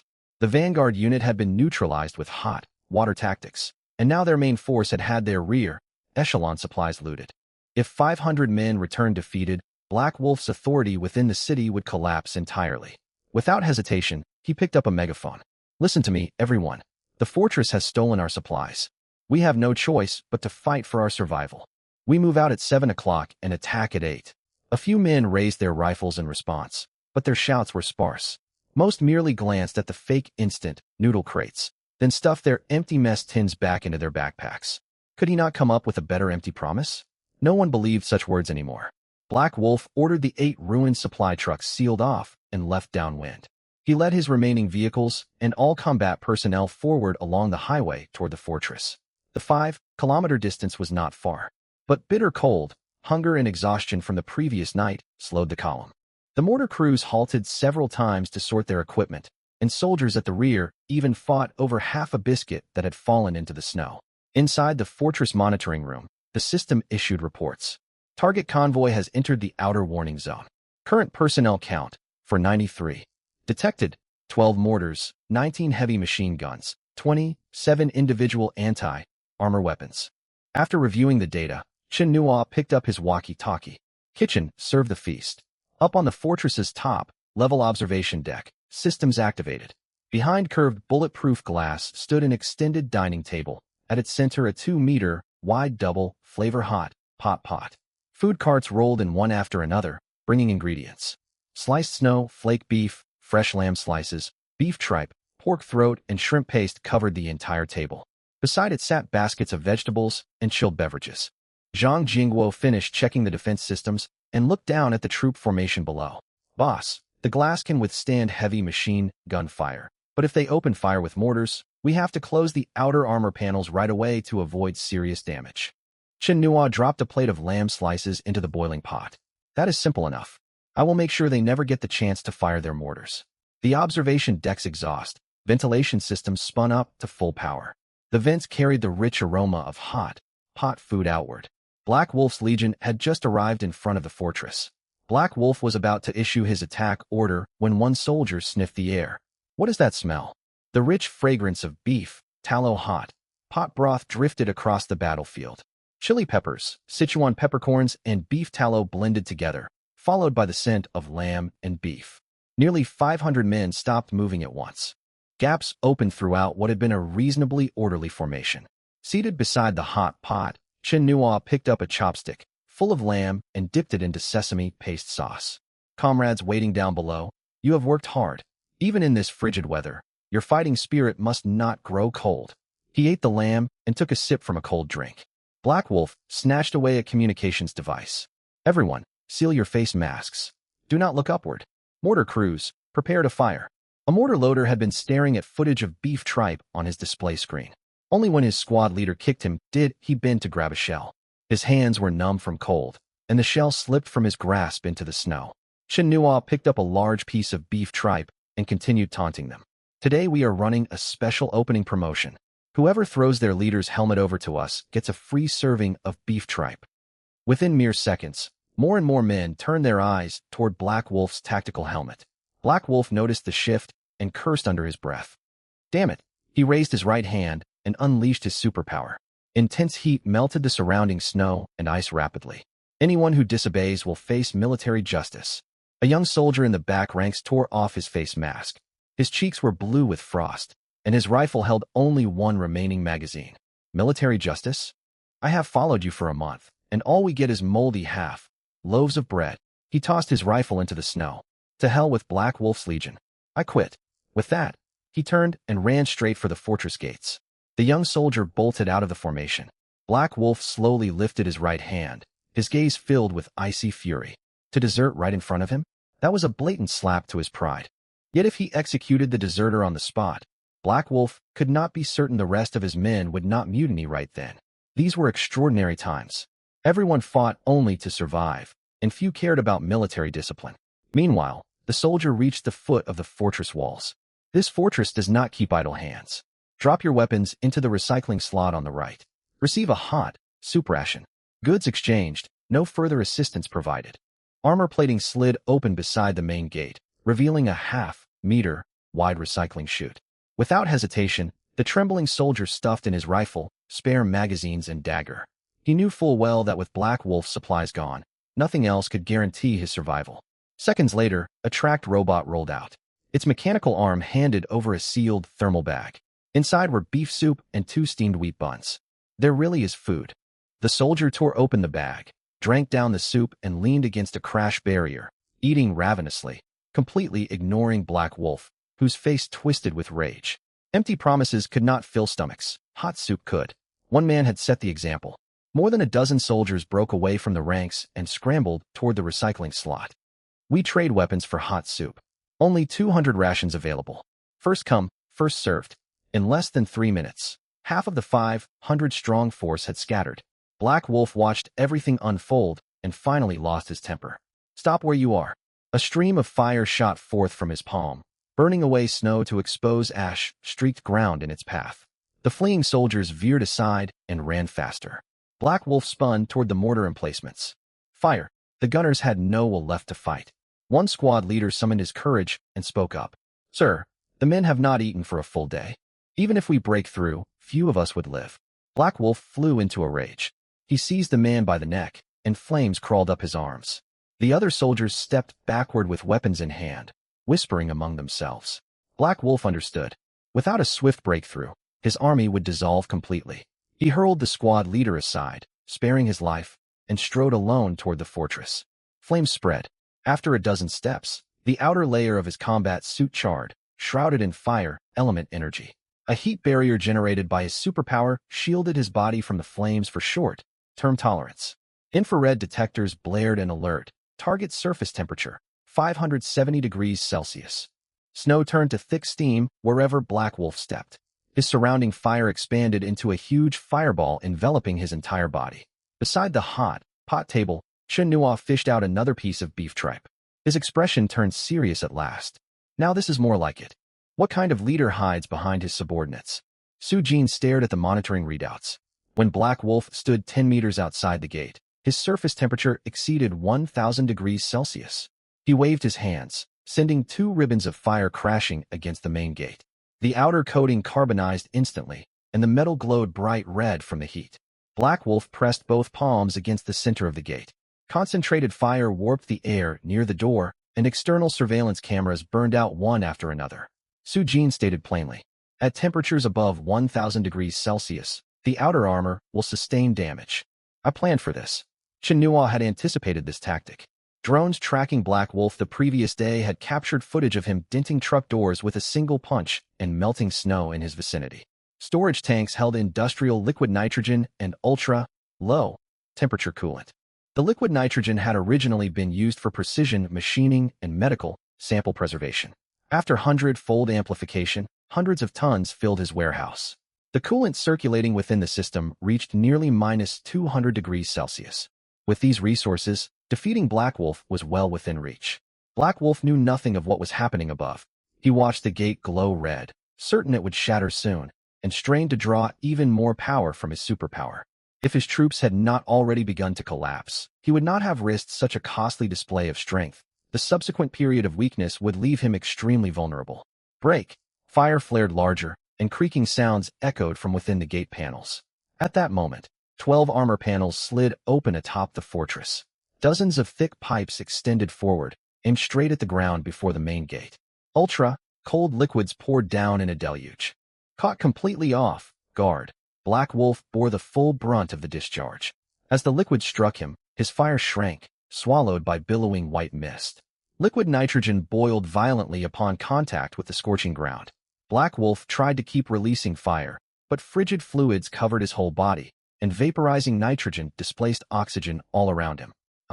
Black Wolf endured the agony of extreme temperature clash. His power could not counter the unceasing flow of cryogenic liquid. His surrounding flames died away, and his body temperature plummeted. Black Wolf tried to flee, yet his legs no longer responded. He could no longer feel his own limbs at all. Trapped under extreme cold, his brain lost sensory connection with his body. He froze in place with arms outstretched and sank to his knees in the snow. A few seconds later, the discharge valve shut off. Only thick white fog remained before the main gate. Black Wolf had turned into a hard, ice-encrusted shell crossed with cracks. Tracked robots rolled up to him. A mechanical arm gave his frost-covered shoulder a light tap. Crack. His body had been thoroughly frozen. That light impact made him shatter like thin winter ice, fragments clattering across the snow. Chen Nuo watched the surveillance feed and shook his head. He had not intended to kill Black Wolf. He died just like that. I thought his superpower would amount to more. I surrender. Do not shoot. I surrender too. Black Wolf is dead. Do not die for a lost cause. Nearly every soldier dropped their weapons, knelt in the snow with hands on their heads. Only minutes earlier, they had formed a fighting force of almost 500. With their leader dead, all their will to resist dissolved. No one thought of avenging him. Black Wolf had merely been their commander, not their savior. All eyes drifted toward the observation deck pot, still bubbling away. Chen Nuo picked up the final slice of lamb. Then he spoke over the broadcast system. Everyone stay right where you are. If anyone touches a weapon, our automated turrets will show no mercy and send you to join Black Wolf. As Chen Nuo spoke, rows of armor plating slid open along the fortress outer wall. Dozens of gun barrels extended outward, locking onto mortar positions, armored vehicles, and the crowd of surrendered men. The turrets never fired a single shot, yet no one suspected they were merely for show. The two sides were simply not on the same level of power. The Black Wolf forces had not even managed to breach the main gate. The men kneeling at the front immediately dropped flat on the snow, terrified of appearing tall enough to be flagged as threats by the system. Shortly after, transport robots rolled out from the side hatch and disarmed all of them. 10 minutes later, every armed person outside had been stripped of their weapons. Only then did Chen Nuo put on his heavy, insulated overcoat and step out of the fortress along the vehicle passage. Zhang Jingguo followed behind him with 4 guard robots, holding a life detection device in his hand. When the huge gate swung open, a frigid gust swept down the passage, catching Chen Nuo off guard. But his coat had built-in constant temperature lining, and heated boots covered his feet. Stepping outside, he barely felt the cold. Seeing him emerge, the crowd kneeling in the snow shuffled forward. Boss Chun, take us in. We can work, we can fight, and we don't eat much. Just give us 1 meal a day, and we'll do anything. More and more people begged to be admitted to the fortress. None wanted to let this chance slip away. Some claimed they could repair vehicles, others said they had worked as electricians, and one man boasted of his cooking skills, only to be immediately called out by someone beside him, who revealed he had only ever served meals to Black Wolf. Chen Nuo scanned the crowd with a look of distaste. Most of them were exhausted and starving, clad in patchwork cold weather gear. Several could barely stand upright. Though 500 people sounded like a large number, how many genuine skilled technicians lay among them remained to be vetted. What was more, these same people had been attacking his fortress alongside Black Wolf only moments before. Chen Nuo had no habit of performing acts of charity. There will be no incorporation into my forces. Still, you brought all these weapons onto my private territory as if sightseeing. Tolls must be paid. A captain kneeling in the front row looked confused. But we already handed over our weapons to you. Chen Nuo turned toward him. Do not misunderstand. Those are my spoils of war. The toll is separate. Hand over every coin, wristwatch, piece of jewelry, and anything else of value you carry. Hesitation spread across their faces. At that moment, the automatic turrets mounted on the wall rotated slightly. The captain instantly tore off his wristwatch and dropped it, together with a silver lighter from his pocket, onto the snow. I'll pay. No one dared to doubt Boss Chen's words. Gold necklaces, rings, mechanical watches, commemorative coins, lighters, and countless trinkets soon piled up on the snow. One man with nothing left to give pulled out a half pack of damp cigarettes. A burly man fumbled inside his mouth, then pulled out a pair of pliers and gripped his gold tooth. Watching him, the others winced in sympathy. The sight was gruesome. Biting down on a scrap of cloth, he wrenched the tooth free. Blood trickled from his mouth as he held it high above his head. "Boss Chun, this is real gold." Chun Nua stepped backward, swallowing hard. "Stay away from me." Zhang Jingguo directed robots to bring several plastic crates and collect everything scattered across the snow. A system prompt popped up, detected precious metals, precision machinery, and recyclable goods. Activate 100-fold amplification. Glancing at the pile of watches and jewelry, Chun Nua chose to skip amplification for the time being. His storage space already held ample supplies. These items served mainly to test the surrendering group's obedience. That said, the precious metals would later prove useful for fabricating electronic components and equipment contacts, so they were far from worthless. The toll has been collected. Now you will hear my rules. Chun Nua gestured toward the surrounding mountains. From today onward, this entire mountain range is my private domain. No person or vehicle may enter the outer warning zone without explicit permission. Drones will issue a warning on first sighting. On the second sighting, they will open fire. There will be no third chance. The kneeling crowd nodded repeatedly. Still, the former captain asked, "Boss Chun, we have no food. It will take half a day's march back to the city. Could you sell us some rations?" Others joined in the plea. Their supplies had run out the previous night, and that morning they had each eaten only half a dry biscuit. A few had gotten bowls of beef broth and steamed buns, but most had gone more than a full day without proper food. Chun Nua gave no verbal reply. Instead, he snapped his fingers. Shortly afterward, 10 transport robots rolled out of the passage, each towing a large insulated container. The lids opened, revealing stacks of individually packaged near-expiry bread loaves. They were only days away from their expiration date, yet stored at stable temperatures and completely unspoiled. 10 crates, 1,000 packets total. 2 packets per person. Divide whatever remains among yourselves on the road. Grab your food and leave. Do not force me to give you a far less pleasant send-off. At Chun Nua's signal, they formed several lines and scrambled for their rations. These were merely ordinary loaves nearing expiry. Yet in this post-disaster world, they were worth fighting over. Within 10 minutes, all 1,000 packets had been distributed. The remaining members of Black Wolf's Legion supported one another and marched away from the mountains along the highway. They departed without armored vehicles, mortars, or the stockpiled loot they had once seized. But every person clutched 2 packets of bread. Many glanced back and shouted thanks. Their demeanor was hardly that of defeated soldiers. Rather, they looked like folk collecting year-end relief supplies. Once the last group had passed outside the warning perimeter, Zhang Jingguo turned to Chun Nua. "Boss, that is nearly 500 potential laborers. Would it not be better to keep some of them from mining, road construction, or clearing the city, instead of letting them go?" Chun Nua turned and walked back toward the fortress. "They are 500 laborers, but also 500 mouths to feed. Training, housing, oversight, and vetting all carry costs. Do you think my high-grade provisions grow on trees?" Zhang Jingguo gestured toward the receding crowd. "We could feed them nothing but bread." Chun Nua halted. "Bread does not grow on trees either. I only support people who contribute value. I will not feed idlers. Besides, their leader is dead. Factional infighting will erupt among them the moment they return to the city. Let them stir up trouble there. They will inadvertently reveal information about other survivor groups for us." Zhang Jingguo understood his reasoning. Black Wolf's Legion may have fallen, yet other survivor factions still occupied the city. Upon returning, these survivors would spread tales of the fortress, disarmament by hot water, vanished supplies, the hot pot, mediated surrender, and Black Wolf frozen to pieces on the spot. All of it would give rival forces plenty to ponder before daring to intrude into these mountains. After the battlefield was cleared, Chun Nua stared at the garage overflowing with captured gear, patted an armored vehicle door, and sighed. "I swear I am not a scrap collector." By noon that same day, peripheral drones completed their final patrol.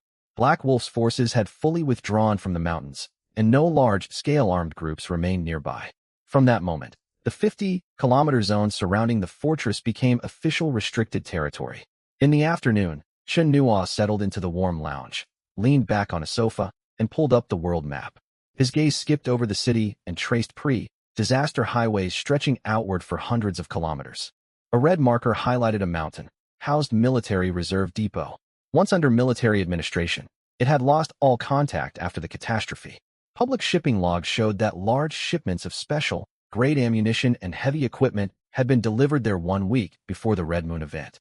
Chen Nua zoomed in on the satellite imagery and pulled up road and terrain data for the route. I have finished the beginner phase of my development.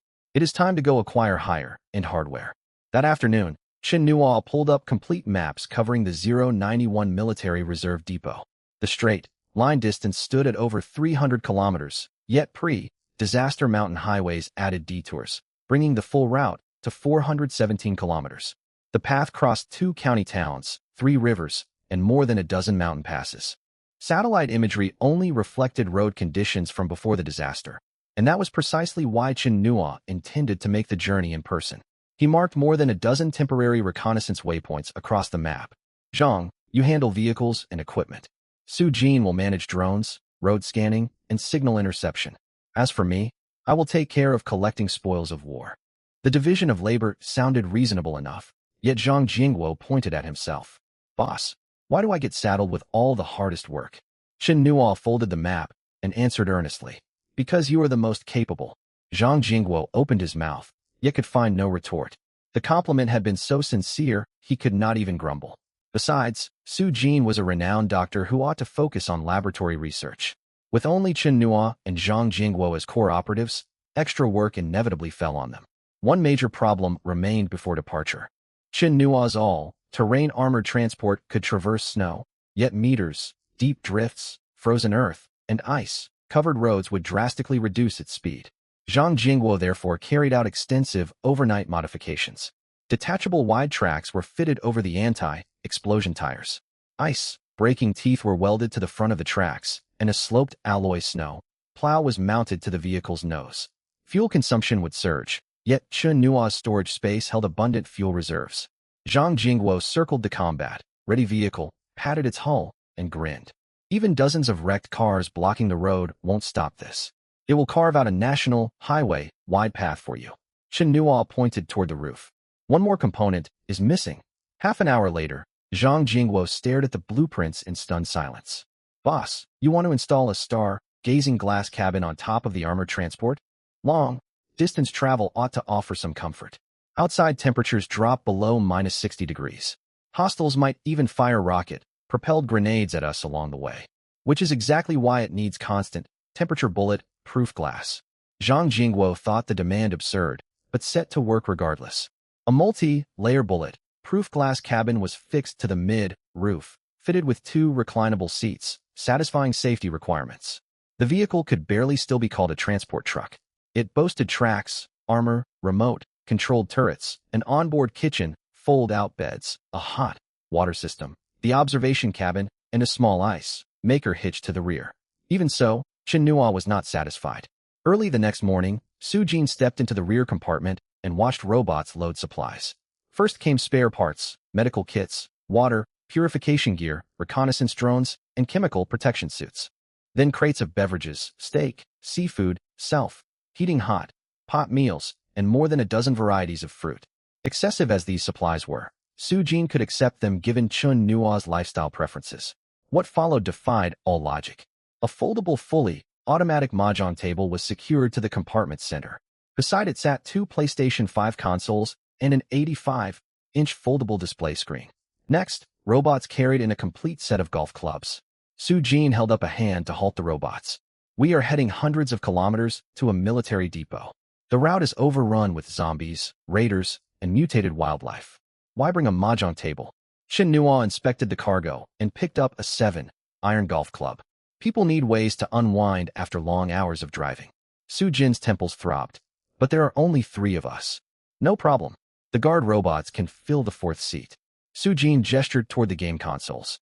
And those? When Zhang loses mahjong games, he needs alternative entertainment to cool off. Zhang Jingguo climbed out from under the chassis and protested immediately. When have I ever lost my temper over mahjong? Ignoring him, Su Jin pointed to the golf clubs. There is no logical excuse for these. Chen Nua swung the 7-iron playfully. It delivers satisfying headshots against zombies. This is refinement amid the wasteland. Even behind her safety goggles, Su Jin's frustration was obvious. It said a great deal about her patience that she had endured Chen Nua for so long. Space inside the cabin was limited. The mahjong table secured its spot on board, yet a portable camping barbecue grill was left behind in the garage, rejected for insufficient exhaust venting capacity. Before setting off, Chen Nua switched the fortress to full lockdown alert mode. While the three were away, automated turrets, drones, and guard robots would maintain their posts. Tracks whirred as the heavily modified vehicle rolled out of the mountains along the cleared highway. 20 kilometers past the fortress, all traces of human habitation vanished. Houses lined both sides of the road, their doorways and windows choked shut by snow. Abandoned vehicles were frozen in place beside the pavement. Only the tops of a few peaked above the drifts. A gas station canopy had collapsed, yet its price sign still jutted stubbornly from the snow, displaying fuel prices from the final day before the catastrophe. Chen Nua glanced at it and accelerated to 50 kilometers per hour. He activated the vehicle, mounted karaoke system, and slipped on a pair of sunglasses. Su Jin gazed out at county towns buried under blizzards, then looked back at Chen Nua adjusting microphone volume. Are you certain you want to sing right now? What kind of road trip has no music? This would feel like prisoner transport otherwise. Chen Nua selected End of the World, a thematically fitting track. He grabbed the microphone and cranked the volume to maximum. The armored vehicle offered excellent sound insulation, yet he routed audio to the external loudspeakers. And so a heavy combat vehicle fitted with remote turrets and ice, clearing tracks cruised past the county edge, multicolored neon lights flickering on its sides. Off. He singing blaring out ahead. In Chen Nua's words, he was dancing alongside the dying world. Inside a collapsed roadside greenhouse, 5 survivors scraped at frozen plant roots with steel bars. They had not found edible food for 2 days and boiled the rock, hard roots just to sip something warm and soothe their empty stomachs. Suddenly, off. He singing drifted on the wind. They paused their work and watched the heavy vehicle advance through the snow. What on earth is that? One man muttered. The snow plow smashed aside wrecked guardrails. Wide tracks crushed through deep snow. Neon lights cycled colors along the hull. Through the roof glass cabin, they glimpsed a small table piled high with drinks and fruit. The vehicle roared past in seconds. One survivor rubbed his eyes. Am I hallucinating from hunger? His companion swallowed hard. Must be. And the hallucination's singing is terribly off. They exchanged bewildered glances and returned to digging for roots. Some truths were better dismissed as illusions. Otherwise, the despair would be unbearable. Once the vehicle left the county behind, the singing finally stopped. Chen Nua had simply grown tired of his own performance. The onboard audio remained active, now playing soft, mellow instrumental music. Dusk fell. According to the navigation route ahead lay a 9-kilometer-long national highway canyon. Steep mountain slopes rose on both sides, with only a 2-lane road cutting through the middle. It had not been a dangerous stretch before the disaster, yet successive blizzards had buried half the roadway under avalanche snow. Zhang Jingguo reduced speed to 35 kilometers per hour, reviewing road scan data. There are hollow sections on the left. Drainage culverts have caved in. Su Jin adjusted the navigation path. Stick to the right. Keep the tracks off the road shoulder. Chen Nua sat in the observation cabin with a bucket of iced lemonade and a plate of sliced oranges, remaining thoroughly relaxed. 2 kilometers further along, thick logs and 2 wrecked cars completely blocked the road. Several women and children stood beside the makeshift barricade. Clad in ragged cotton clothing and filthy blankets, they waved frantically in the snow. One woman held an infant in her arms. Another dragged a tattered red scarf, attempting to draw the driver's attention. Su Jin tensed, yet acted rationally. She launched a reconnaissance drone from the roof. Buffeted by strong winds, the drone flew along the right side mountain wall. Within seconds, thermal imaging feeds streamed back to the cabin. 37 heat signatures were concealed beneath snow piles flanking the road. 29 of them held long metallic objects. Others guarded winches and steel cables buried in snow. Simultaneously, road scanners detected hazards. 40 meters short of the log barricade, 2 metal belts studded with welded steel spikes stretched across the highway, hidden under snow. Su Jin zoomed in on the imagery and reported, spike strips lie under the snow. More than 30 hostiles are positioned nearby, some armed with hunting rifles and crude homemade firearms. Zhang Jingguo hit the brakes, slowing the vehicle. Boss, refugees up ahead, and an ambush. Chen Nua took a sip of cola and nodded toward the front snow plow. Are you being foolish? These tracks can crush 1 meter, thick reinforced concrete. Do you really call a few logs an obstacle? Zhang Jingguo released the brakes. But civilians are standing directly in the path. Chen Nua picked up the external loudspeaker. I will warn them. People ahead, clear the roadway within 3 seconds. Anyone still on the road after 3 seconds will be treated as part of the barricade. The women and children at the barricade froze. Instead of fleeing, they knelt down in the snow as pre-arranged. The woman holding the baby shuffled forward a few steps and kowtowed toward the vehicle. "Save us. We have not eaten for days. Give us food, and we will do anything you ask." Meanwhile, in a snow pit on the left hillside, a fur hat-wearing man raised binoculars. This was the raider leader known as Wildcat. Though the vehicle looked formidable, the fruit, drinks, and living gear visible inside the glass cabin convinced him it carried massive stockpiles. Armor could stop bullets, but punctured tracks and smoke drawn inside would force the occupants out. Bobcat whispered in a low voice. "Easy, wait for it to get closer." Instead of slowing down, Zhang Jingguo pressed the power boost switch. The combat vehicle accelerated from 30 to 50 kilometers per hour, charging straight toward the roadblock. The several men kneeling in the middle of the road could no longer keep up their act. Bobcat waved frantically from the snow pit, signaling them to stay still, yet the vehicle showed no sign of decelerating. This thing was no joke. The two women scrambled to their feet first, clutching their children and running toward the drainage ditch on the right. The rest fled after them. One child even lost their cotton shoe, tumbling bare-footed into a snowbank beside the road. Seeing their decoy ploy had failed, Bobcat shouted at the top of his lungs, "Raise the spike strips! Rip their tires apart!" Men stationed beside the winch cranked the handles at once. Two spike strips hidden beneath the snow were pulled taut by steel cables, slanting across the path ahead of the vehicle. These spikes were welded together from scrap steel plates and deformed steel bars. Crudely made as they were, the longest steel spikes stretched nearly 40 centimeters. Any ordinary truck running over them would suffer wrecked tires and a ruined chassis. But Bobcat soon realized to his surprise that the vehicle had no tires at all. Wide caterpillar tracks crushed onto the spike strips, accompanied by a series of cracking sounds. Dozens of steel spikes were bent flat in an instant, while others were snapped clean off by the high manganese steel teeth along the track edges. Impossible. Bracing against the bitter cold, Bobcat squinted and exclaimed through gritted teeth. At the same time, several broken steel spikes flew into the snow pit and struck people below.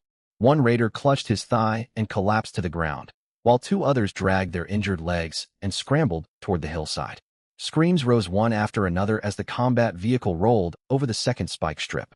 After a groaning, grinding collision, several steel spikes snapped sideways and pierced the legs of two musketeers. They had tried to rise and fire, but now they could not even hold onto their weapons, rolling about in the snow clutching their wounds. Gritting his teeth against the pain in his leg, Bobcat grabbed his hunting rifle and yelled, "Don't let it get past us." The remaining men opened fire. Homemade bullets and shotgun pellets struck the vehicle's hull, leaving only faint dents. One bullet hit the observation cabin, yet it failed to pierce even the outermost layer of bullet-proof glass. Chen Nua's windows were all ballistic-rated. Chen Nua sat comfortably inside, watching the whole scene unfold, and picked up an orange segment. Terrible marksmanship, but they make excellent background performers. Su Jin reviewed the external damage readouts. 7 sections of our paintwork have been chipped off. Chen Nua bit into the orange. Add that to Zhang's repair bill. Gripping the steering wheel, Zhang Jingguo immediately protested. "Why am I getting charged for paint damage?" Chen Nua nodded toward the road ahead. "If you couldn't smash through the roadblock, I would have charged you for the whole vehicle." Zhang Jingguo fell silent and pushed the power output to maximum, preparing to charge straight through. The front of the vehicle slammed into the first thick log. The alloy snow plow sheared the log clean in half, then rammed into 2 abandoned cars placed sideways across the road. Some raiders kept shooting, but the vehicle paid them no heed, plowing onward. One raider lit a gasoline bottle and hurled it toward the rear of the vehicle. The bottle smashed against the external armor. Flames had barely sprung up when automatic fire suppression nozzles on the roof sprayed thick foam. The entire incident lasted less than 3 seconds. Su Jin locked onto enemy positions and asked for instructions. "They are still attacking. The turret has acquired targets. Should we return fire?" Glancing over the ammunition consumption readout, Chen Nua scoffed. "Wasting rounds on a mob with homemade guns? If they dare give chase, run them over." The vehicle crashed through the last piece of timber and exited the ambush zone. From spotting the roadblock to breaking completely free, less than 2 minutes had passed. Glancing at the rear view feed, Zhang Jingguo patted the steering wheel with satisfaction. "That worked well. The snow plow has passed its field test." Chen Nua leaned back in the observation cabin. "Next time we run into people blocking the road, show no mercy. Don't hit the brakes." In the end times, you never see neatly arranged groups of supposed refugees, women lined up on one side and children on the other. Long after the combat vehicle had left the ambush zone, Bobcat finally clambered out of the snow pit. A broken steel spike had torn a gash across his right leg, though the wound was not life-threatening. Several of his men dragged the wounded toward the back of the hillside, while others tried to yank the wrecked spike strips free from the snow. Bobcat slapped one of them hard across the face. "Quit wasting time on that. There are vehicles behind us." After them, 4 snow-adapted pickup trucks were hidden around a canyon bend, fitted with snow chains and wide tires. They had been intended to chase down targets disabled by punctured tires. No one had expected the vehicle to break through unharmed. His men were terrified, yet Bobcat could not simply let the vehicle escape. He had lost more than a dozen men and an entire roadblock set up, without seizing even a single bag of supplies. If word spread, his position as leader would be finished. Worse still, the enemy had not fired a single shot the entire time. In Bobcat's mind, the turrets were likely nothing more than bluffing empty shells, or the vehicle carried very little ammunition. Under Bobcat's lead, the 4 pickups burst out of concealment and followed the deep track marks left in the snow. Bobcat climbed into the lead pickup and took the wheel himself. One man leaned halfway out of the sunroof, manning a crudely welded machine gun mounted to the roof. The other 3 pickups carried more than a dozen men crammed inside. Some held hunting rifles, others clutched gasoline bottles. Only 2 kilometers into the pursuit, the vehicle's rear, facing scanning radar, picked up the incoming targets. Sujin pulled the feed onto the main display. "Report. For modified pickup trucks behind us, 15 hostiles. The lead vehicle carries a roof-mounted machine gun. They are accelerating." Zhang Jingguo glanced at the instrument panel. "Shall we speed up?" Chen Nua was sitting in the rear cabin playing a video game. Unfortunately, the end times had arrived. Almost all online games had 0 active players, so Chen Nua could only play single-player or offline titles. The final boss in his game was down to a sliver of health when a rapid series of impacts rattled the hull. Rat-a-tat-tat. Machine gun bullets hammered against the sloped rear armor. Aside from brushing away snow, they inflicted no real damage. 2 bullets ricocheted at an angle and struck the windshield of the second pickup. Crack! The glass spiderwebbed across. The startled driver jerked the wheel, and the pickup nearly slammed into the mountain wall. Instead of slowing down, Bobcat pressed the gas pedal harder. "Keep firing. Aim for the equipment hanging off their rear." The gunner readjusted his aim and opened fire wildly. The constant hammering noises from outside disturbed Chen Nua, making him press the wrong skill button. His character was swatted flat by the boss. "Challenge failed" flashed across the screen. Chen Nua stared at the display for 2 seconds before setting down his controller. Unusual anger flared in his eyes. "I had wanted to conserve ammunition, but they ruined my run." Sujin completed turret lock on. "Roof, mounted machine gun or grenade launcher?" Chen Nua let out a cold snort. "A handful of bandits don't deserve expensive ordnance. As it happens, I have a piece of gear I have long waited to test." He pulled a square metal canister out of his spatial storage. A fish graphic was printed on its surface, alongside lines of foreign text. The metal had bulged outward, as if ready to burst at any moment. This was a surströmming can Chen Nua had collected before the catastrophe. Out of curiosity back then, he had stored 1 can in his spatial inventory and applied 100-fold mass amplification. The system had renamed it Ultimate Concentrated Fermented Herring Can. Though still classified as food, the system added a warning note, recommended for detonation in uninhabited zones. Clearly, it functioned as some sort of special weapon. Watching from the rear view feed, Zhang Jingguo asked, "Boss, what are you planning to do with the can?" Chen Nua put on a gas mask and pulled on sealed protective gloves from a cabinet, sending them a little snack for the road. Sujin eyed his full protective gear. "Are you certain this counts as food?" Chen Nua inspected the can seal carefully. "Theoretically, yes, but theory and reality don't always align." He walked over to the rear drone launch bay. "Zhang, open the isolation compartment."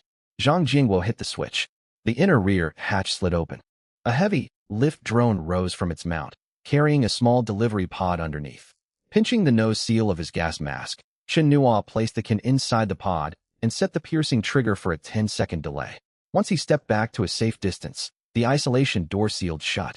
Rear armor panels slid open, and the drone flew out into the snow-swept wind. Bobcat spotted the drone quickly. "They've launched a drone. Swivel the machine gun, shoot it down."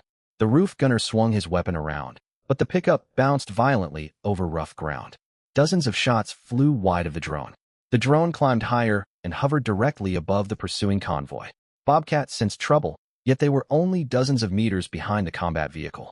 No one was willing to give up now. It's just a scout. Ignore it. Keep chasing. Right after he spoke, the drone descended over the lead pickup. Since the gunner needed to stand to operate his weapon, the sunroof remained wide open. The Surströmming dropped straight through the opening and landed on the passenger seat. The gunner glanced down. "Boss, they threw a can at us."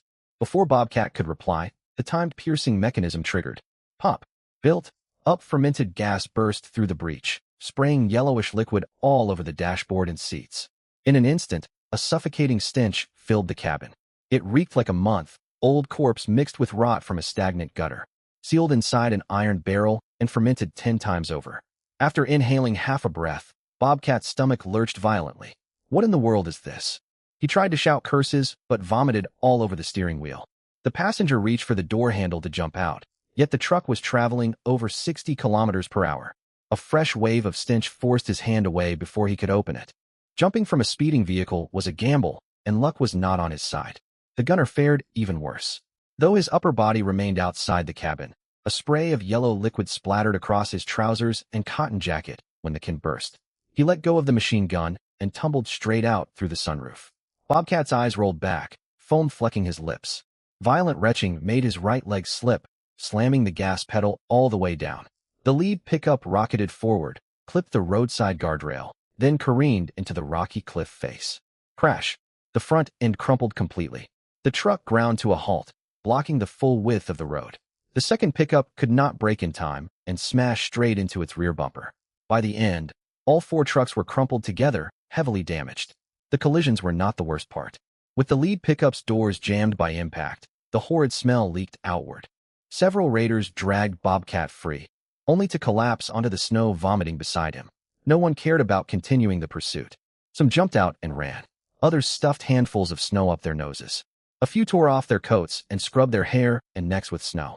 But the foul stench clung stubbornly to their clothing, impossible to wash away. More than a dozen men scattered across the canyon highway, retching and rubbing snow over their faces, abandoning their weapons entirely. The drone climbed higher and streamed the whole spectacle back to the combat vehicle. Removing his gas mask, Chen Nuan nodded in satisfaction. Victory without spilling a drop of blood. Now that is true ingenuity. Zhang Jingguo stared at the tangled wreckage of pickups. "Boss, they're practically vomiting their guts out." Chen Nuan picked his game controller back up, his mood restored. "At least none of it is our blood." The thoughtful Su Jin turned the vehicle's air purifier to maximum power and sent the drone an external decontamination command. No one wanted to risk any of that foul substance drifting back on the wind. By the following afternoon, the combat vehicle had passed the last county. They had encountered collapsed bridges and landslides along the way, but drone reconnaissance combined with the track-equipped vehicle's brute force obstacle clearing. It allowed them to reach the mountain outskirts surrounding Vault 091 as planned. A red marker on the navigation map showed 17 kilometers remaining. As the vehicle crested a frozen slope, signal monitors picked up a looping broadcast. "Welcome, survivors, to Dawn City. All who are willing to work shall receive food and shelter. Join Dawn and build humanity's final homeland." The transmission ran on pre-cataclysm civilian radio channels. Audio quality was grainy, yet the signal covered at least 30 kilometers. After listening twice, Chen Nuan turned off the speakers. Dawn City? That name sounds like a scam. And that sales pitch feels strangely familiar. Su Jin pulled up old maps of the Vault 091 vicinity. The broadcast originates northwest, right at the junction of the mountain highway and old railway spur. It used to be a military supply transfer station before the disaster. It was small, built for no more than 300 permanent personnel. Zhang Jingguo gazed into the distance. It is definitely far bigger now. Thick smoke plumes rose on the horizon. Blizzards obscured much of the view, yet dozens of distinct burning points were visible. Chen Nuan held back from advancing further and told Zhang Jingguo to park in a sheltered mountain hollow.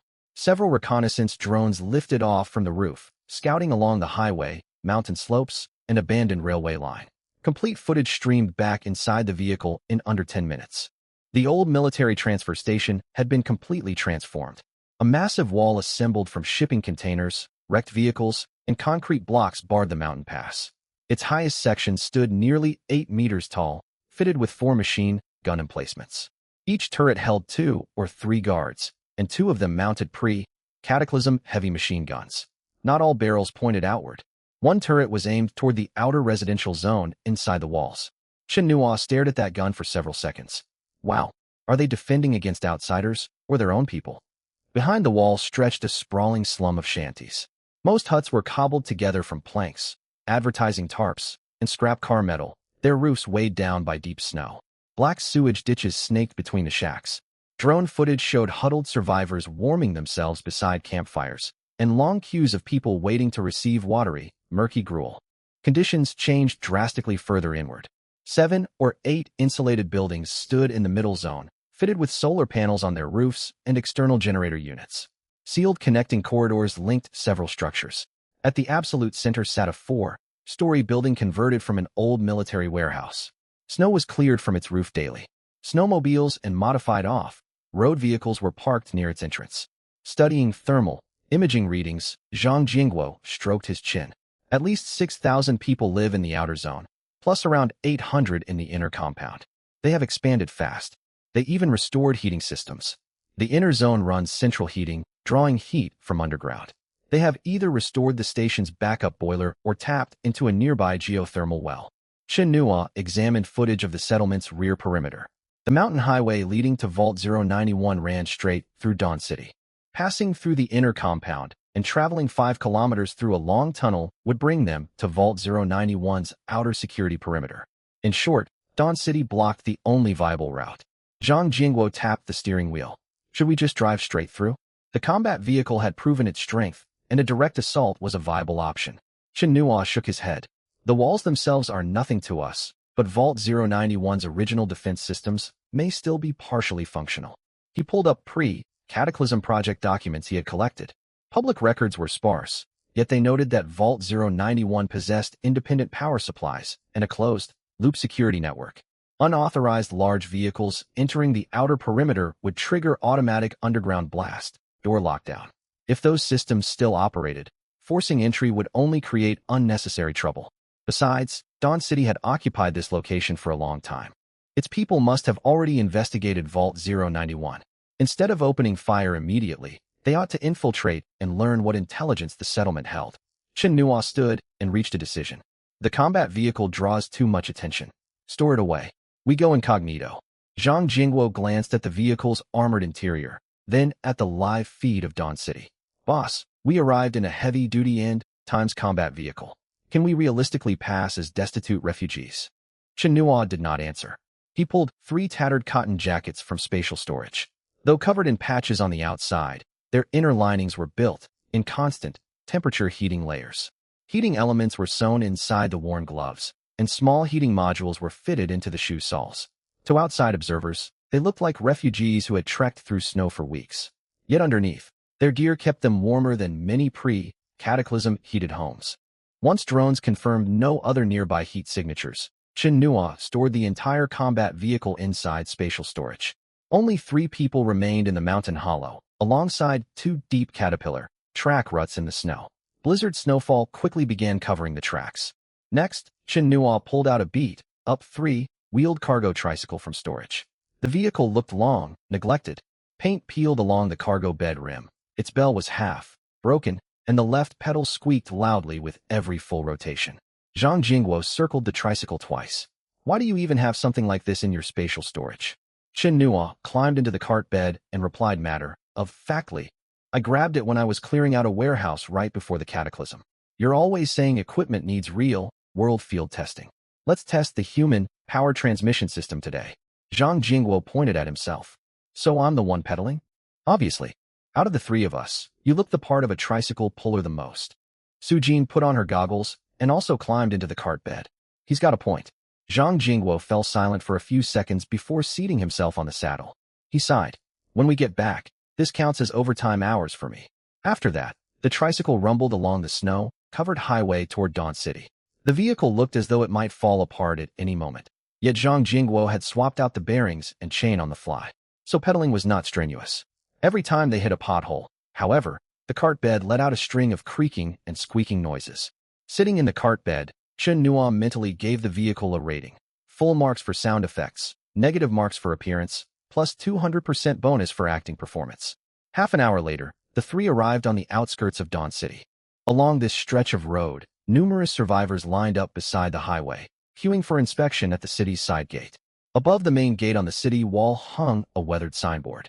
The three characters for Dawn City were originally illuminated, yet only the character for Light still glowed.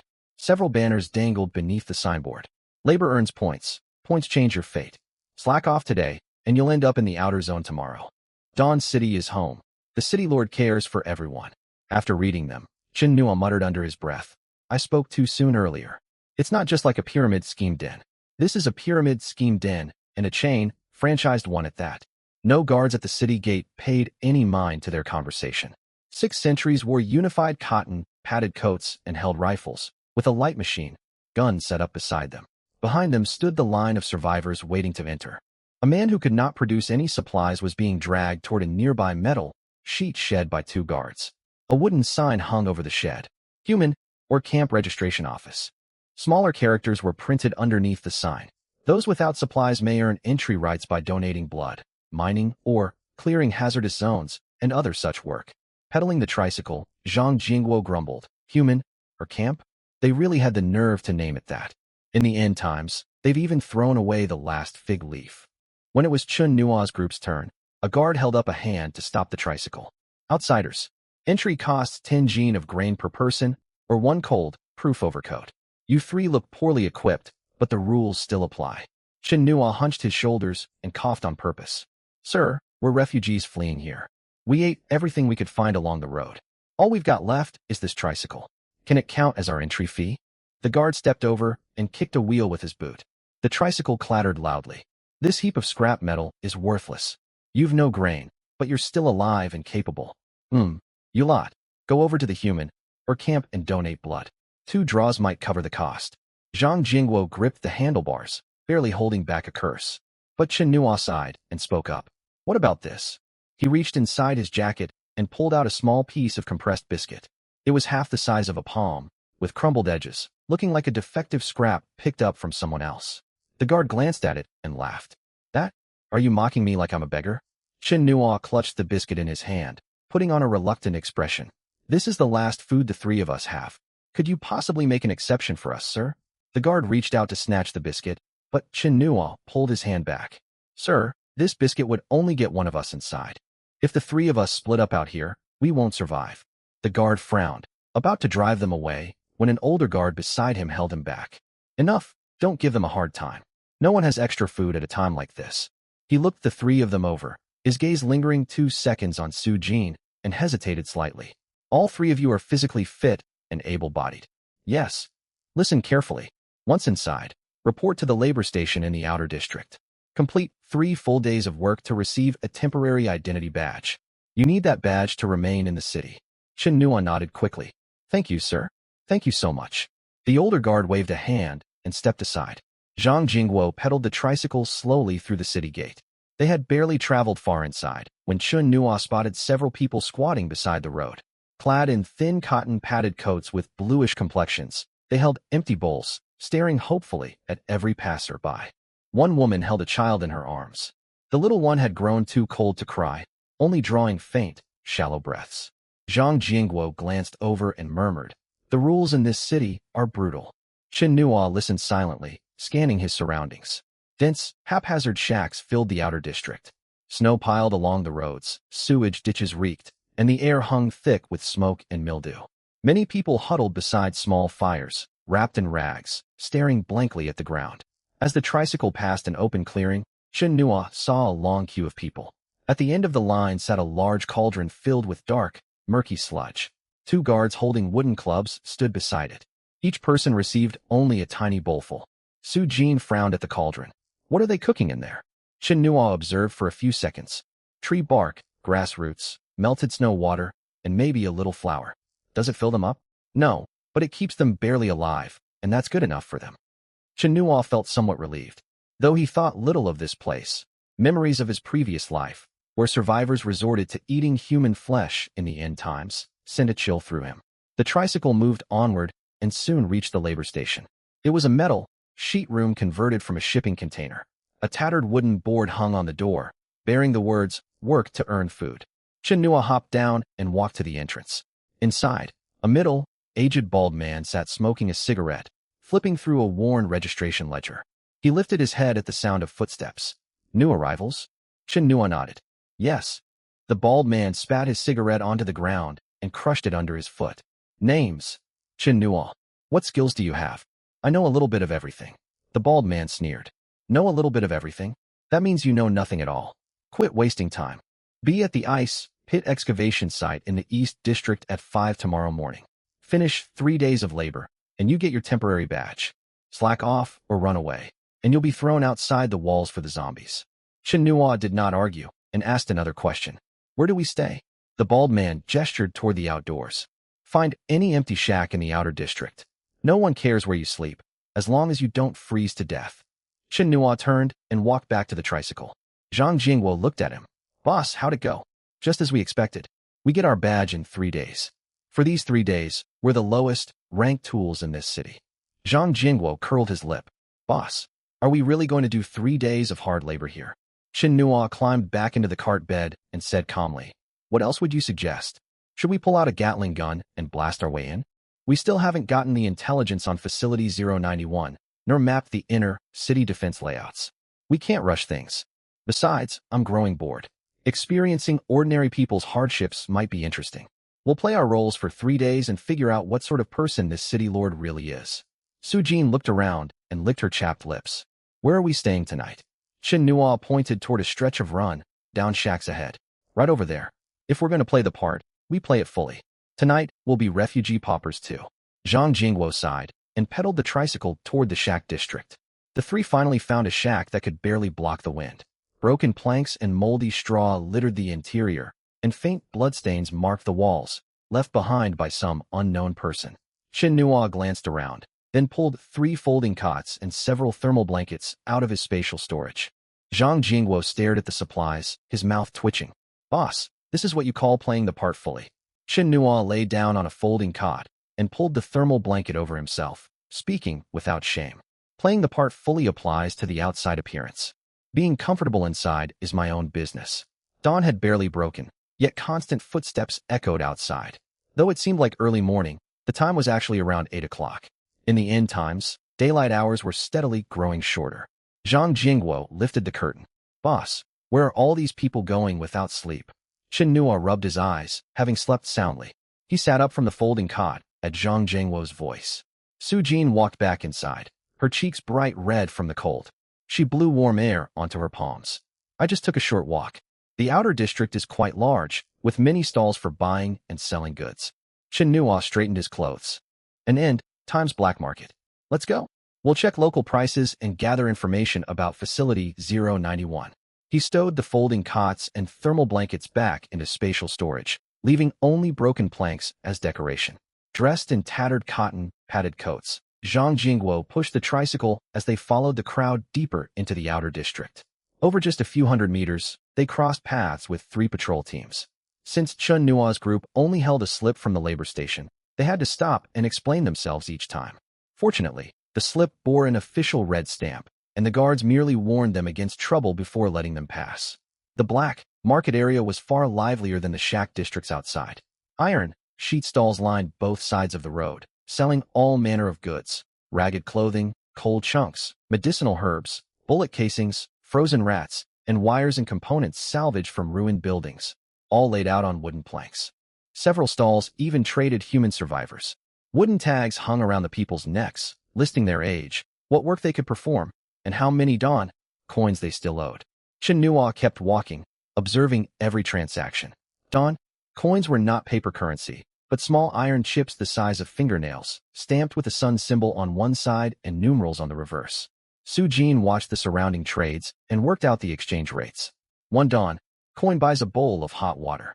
20 coins buy half a gene of low-grade coal. A full-grown laborer earns 15 Dawn coins for a 12-hour workday. Food prices keep rising. 1 black steamed bun now costs 80 coins. Zhang Jingwo ran through the numbers and swore quietly. "You work 5 full days and still can't afford 1 steamed bun." Chen Nua glanced at nearby food stalls. The Dawn coins themselves are worthless. The city lord controls all food and fuel supplies. If they want to, today's 80 coin bun can jump to 160 coins tomorrow. Just then, shouts and quarrels erupted up ahead, with people yelling about food. Starving passers-by, barely able to stand, swarmed toward the noise. In the snow, a thin man clutched half a moldy cornbread bun. Two other men tackled him, fighting fiercely to snatch it away. The three kicked and punched each other, blood streaming from their noses and mouths. None would let go. The bun tore into pieces, and 4 or 5 more people rushed into the scuffle. Patrol guards stood a dozen meters away and did nothing. One even set up an informal betting pool, taking wagers on who would survive long enough to eat any of the bread. Zhang Jingguo frowned. All over half a moldy cornbread bun. An elderly man beside him sighed in response. You could get 2 for that price yesterday. The grain depot raised prices again. In a few more days, even this will be out of reach. The old man glanced longingly at the water bottle at Zhang Jingguo's waist, then lowered his head and walked away. Chen Nuo followed the crowd onward and soon spotted the largest food stall in the center of the black market. Above it hung a sign reading Official Relief Grain. 2 armed guards stood behind the stall. Dozens of fist-sized black steamed buns dotted the counter, dotted with white mold spots.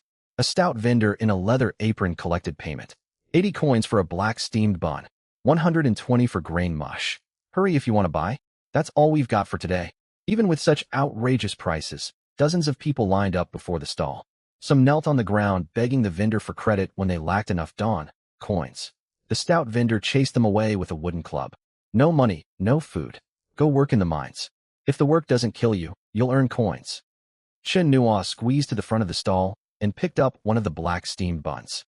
Its shape was intact, yet it felt unnaturally heavy in his hand.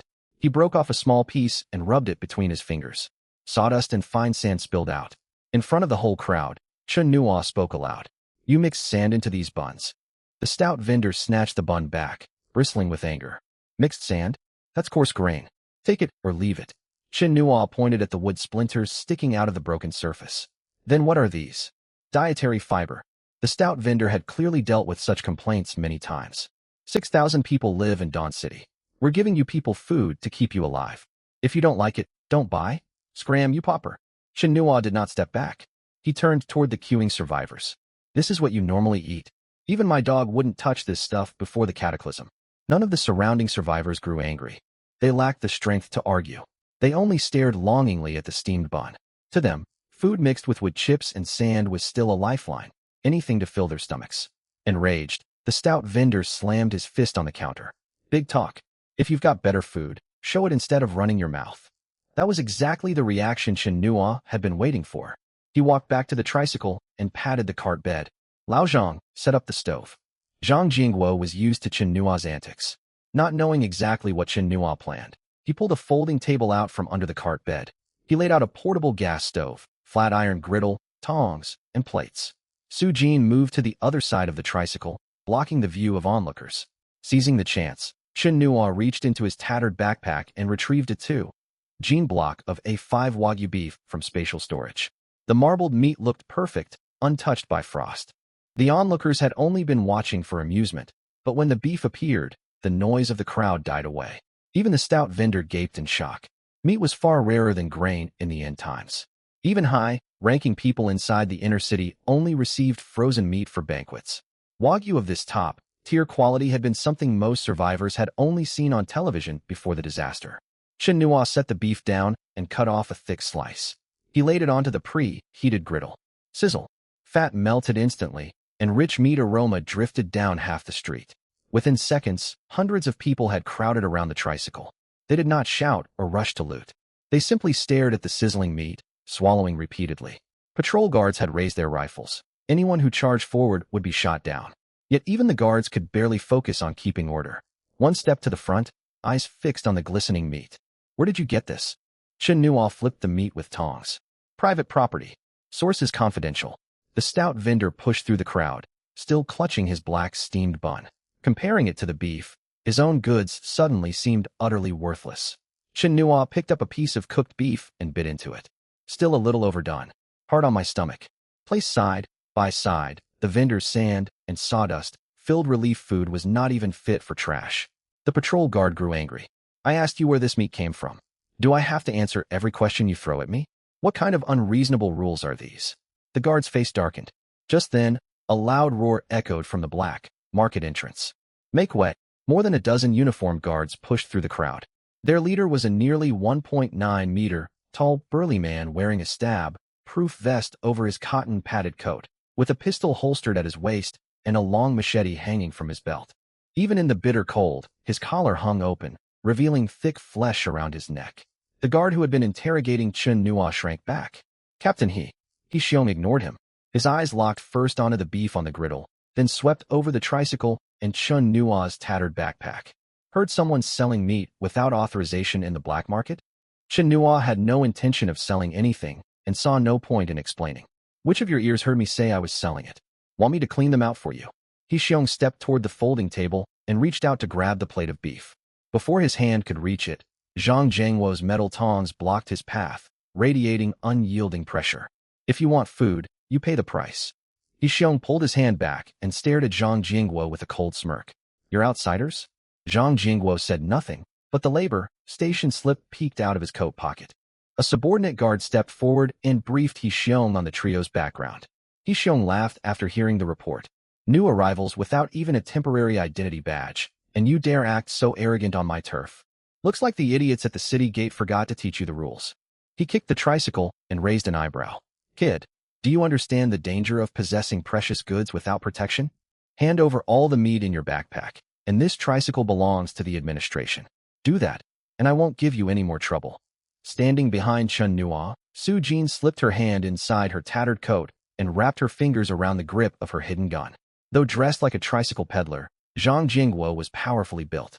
If Chen Nua gave the signal, he could flip the table and subdue all these men in 2 seconds. Chen Nua lifted a hand, signaling them both to hold back. He scanned the crowd. More than 300 starved laborers surrounded them, their eyes filled with greedy longing for the beef. He Xiong's guards tensed, raising their rifles. People in the front row stepped backward. When fighting over half a moldy cornbread bun, they had risked their lives, but those were clashes among equally destitute refugees. Against armed guards, they dared not provoke conflict. Seeing the crowd retreat, He Xiong held his head higher and shouted, all food, fuel, and vehicles in this zone fall under Dawn City's unified management. I suspect you stole supplies from the inner city. You and your goods are coming with us for investigation. Chen Nua smiled faintly after hearing this. Straight up robbery is crude and brings plenty of trouble. Let's play something more sophisticated instead. He walked to the rear of the tricycle and lifted the tattered canvas covering the cart bed. While Su Jin blocked sightlines from the sides, Chen Nua took a cardboard box out of spatial storage and tossed it onto the snow. The tape split open on impact, and more than a dozen canned luncheon meat cans rolled out. For full layers of cans remained stacked at the bottom of the box. The surrounding crowd fell silent for a moment. Then every neck stretched forward. Someone read the words printed on the cans and was instantly stunned. Meat? Nothing but meat. Imported luncheon meat. Only a little over a month had passed since the cataclysm, and meat cans had become treasures precious enough to be passed down as family heirlooms. Even laborers in the outer district could work an entire year and still not earn a single crate like this. He Xiong stared at the supplies inside the box, saliva pooling in his mouth, his breathing growing ragged. This is stolen property. Men, seize all of it. 2 guards stepped forward, but Chen Nua planted his foot firmly on top of the crate. Hold on. These goods already belong to someone. He pointed straight at He Xiong and shouted loud enough for everyone to hear. I've taken quite a dislike to this captain right here. Whoever walks up and slaps him across the face gets 1 can. Break one of his legs, and you get 10 cans. It was yet another gambit to win over the crowd. At those words, the onlookers all went quiet, each mentally weighing whether it was worth taking action. Hundreds of pairs of eyes locked onto He Xiong. 3 seconds ago, he had been the management bureau captain who held the fates of the outer district in his hands. 3 seconds later, to these people, he was nothing more than a walking crate of luncheon meat. Unnoticed even by himself, fine beads of sweat began to form on He Xiong's forehead. What are you all staring at? I have a gun. He drew his pistol and aimed it at the men standing in the front row. Those people halted their advance, yet none stepped backward. 1 can of luncheon meat, eaten sparingly, could keep a family of 3 alive for 7 or 8 extra days. A gaunt man, skin stretched tight over his bones, stepped out from the throng. He Xiong recognized him at once and pointed the gun at his head. Lu San, you stole coal last month. Who gave you permission to stay inside the city? Lu San's legs shook, but he kept walking until he stood right in front of Xiong. Captain my wife is sick. I'm trying to get some food to feed her. Xiong drove his boot hard into Lu San's stomach. Get lost. Lu San tumbled into the snow, only to scramble back to his feet. Before anyone could react, he lunged forward and swung his arm with full force. Crack! The guards froze, completely shocked that someone would actually dare strike their superior. Xiong clutched his stinging cheek and reached for his blade. But Chen Nua had already pulled a can from the crate and tossed it accurately into Lu San's arms. Payment received, deal done. Lu San caught the can and tucked it deep inside the innermost layer of his cotton, padded coat, clutching it as if it held his entire future. In that instant, everyone understood one clear truth. This man would really follow through on his offer. Xiong grasped the gravity of the situation. He no longer had time to deal with Lu San. This youth was wielding luncheon meat to turn the laborers against him. He raised his gun and roared, "Seize that crate." Before the guards could move, a brick came flying from the back of the crowd. Thud! It struck Xiong square on the bridge of his nose, and blood immediately streamed down his face. Someone shouted from the rear of the mob, "One slap for 1 can of meat. His 2 legs are worth 20 cans total. Get him!" The crowd surged forward, swept up by group frenzy. The guards held their rifles, yet they were accustomed only to bullying isolated survivors. They had never faced a riot of this scale. If fighting truly broke out, they did not carry nearly enough ammunition. Lu San, already holding his prize, was not finished. He grabbed a wooden stick lying in the snow and smashed it against one guard's wrist. The guard cried out in pain. His rifle slipped from his grasp and was snatched away by dozens of grabbing hands. No force on earth could contain the crowd now. Xiong staggered backward, hands pressed to his bleeding nose. This is mutiny. All of you are rebelling. But escape was cut off. Miners had blocked every exit. One of them swung a mining iron bar hard against his knee. Snap! Xiong screamed and collapsed onto his knees in the snow. Chen Nua counted out 10 cans, stuffed them into a tattered sack, and tossed the bag to the miner who had delivered the blow. Clean break. Impressive work. Here are your 10 cans. The miner hugged the sack tight and vanished into the crowd. Others could not chase him down, but Xiong still lay there, crippled in one leg. The next moment, wooden clubs, shovels, and bricks rained down upon him. Seeing their captain overwhelmed by the mob, the dozen guards abandoned all attempts to restore order and fled back toward the management bureau. The street, vendors selling moldy steamed buns also tried to run, only to be tackled onto his own wooden stall by laborers who had bought his overpriced food before. Satisfied that chaos had fully erupted, Chen Nua grabbed Su Jin and retreated into an alley between makeshift shacks. Zhang Jingwo hurried after them, wheeling the tricycle inside. The 3 climbed up to higher ground. Chen Nua watched the turmoil unfold below and sighed. The overwhelming power of the masses. Quite a sight to behold. Zhang Jingwo gazed at the overturned food stalls scattered through the market. Boss, with just 1 crate of cans, you've practically brought down the entire Outer District Management Bureau. Not quite, Chen Nua replied. They pushed these people to this breaking point all on their own. When people are starving to death, they don't need a leader. They only need someone to show them that resistance can fill their bellies. Zhang Jingwo laughed at those words. 1 crate of cans to shake an entire district. That is one hell of a bargain. Chen Nua stared toward the distant Management Bureau compound. Xiong had been badly injured. The Bureau would not ignore what had happened. Within half an hour at most, armed forces from the inner district would arrive. When they showed up, the laborers would either be crushed under suppression or the unrest would explode into something far larger. None of that concerned Chen Nua. He had only lit a spark. How far the fire spread depended entirely on how deeply troubled Dawn City already was. Chen Nua and his 2 companions stayed hidden atop the shacks, watching the unrest spread across the Black Market District. Though most laborers had seized weapons and divided up the luncheon meat, they made no move to storm the inner district. Instead, they split into separate groups. Some looted coal stockpiles, others seized grain stores, while the rest blocked the exits of the Management Bureau to stop guards from returning for revenge. Chen Nua knew this fragile state of affairs would not last. Dawn City's 800 inner district residents were not protected by a handful of outer district guards. Their real strength lay in the inner district's well-armed military units. Less than 20 minutes later, the rumble of vehicles echoed from the inner district. 3 snow trucks reinforced with steel plating rounded the corner. More than 40 fully equipped men stood aboard them, dressed in insulated winter uniforms and carrying rifles, with riot shields mounted at the front of the lead vehicle. Laborers who had been ransacking supplies froze where they stood.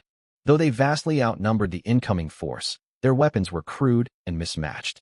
Fewer than 10 among them knew how to fire a gun. Many of the rifles they had wrestled away from guards they could not even switch off the safety. The convoy halted at the black market entrance. The lead officer jumped down and glanced at Xiong's battered form on the ground. His face was swollen and bruised, blood soaked his trouser leg, and his right leg bent at a grotesque, unnatural angle. The officer did not immediately open fire. Instead, he called out to the surrounding crowd. Inter-District Security Corps, lay down your weapons and return to your homes at once. Xiong embezzled relief rations and robbed us at gunpoint, someone shouted from within the mob. He wanted to send us to forced labor camps. Why should we surrender? You hand over food first. Shouts rose one after another. More and more people poked their heads out from the shacks lining the streets. The lead officer held up a hand, signaling his men to hold their fire. 300 rioters filled the black market, with thousands more onlookers just outside. If gunfire erupted and his troops lost control, the chaos would spill straight into the inner district itself. Meanwhile, Chen Nua had climbed down from behind the shacks. He pushed the tricycle, leaving the black market together with Zhang Jingguo and Su Jin, slipping away along a drainage ditch. Zhang Jingguo glanced back over his shoulder. Boss, we're just leaving like this? We've already given away all the supplies. Why stick around waiting to get arrested? But if those people get suppressed, all those crates of canned food will have been for nothing. Chen Nua kept his feet moving on the tricycle pedals. They won't massacre 300 civilians. If they were willing to do that, they would have done it long ago. High upon the central city wall stood a man in a long black overcoat. He was of moderate height, a thick, jagged scar slicing across his left cheek from his eyebrow all the way down to his jaw. This was Scar, the ruler of Dawn City. He stood watching for a long time, then turned and descended from the wall. Shortly afterward, a woman wearing a red armband entered the outer district, flanked by 2 bodyguards. She carried no firearm, only a metal official badge. Which one of you is Chen Nua? She called out. The city ruler requests your presence. He wishes to strike a deal with the 3 of you. Zhang Jingguo let out a dry laugh. We beat up his captain and stole his men's guns, and now he's inviting us over for negotiations? Chen Nua folded his portable screen and glanced toward Su Jin. What do you think? Su Jin's hand brushed the pistol hidden beneath her coat. The inner district holds 800 people. They hold every advantage if fighting breaks out. Still, getting inside to see how things work would be far more useful than wandering around out here. Then let's go. Chen Nua wheeled the tricycle forward until he stood before the woman. The city ruler wants to make a deal. Fine, but 2 conditions. No body searches, and we keep our weapons. The woman's eyes swept over their tattered cotton coats, then landed on the tricycle.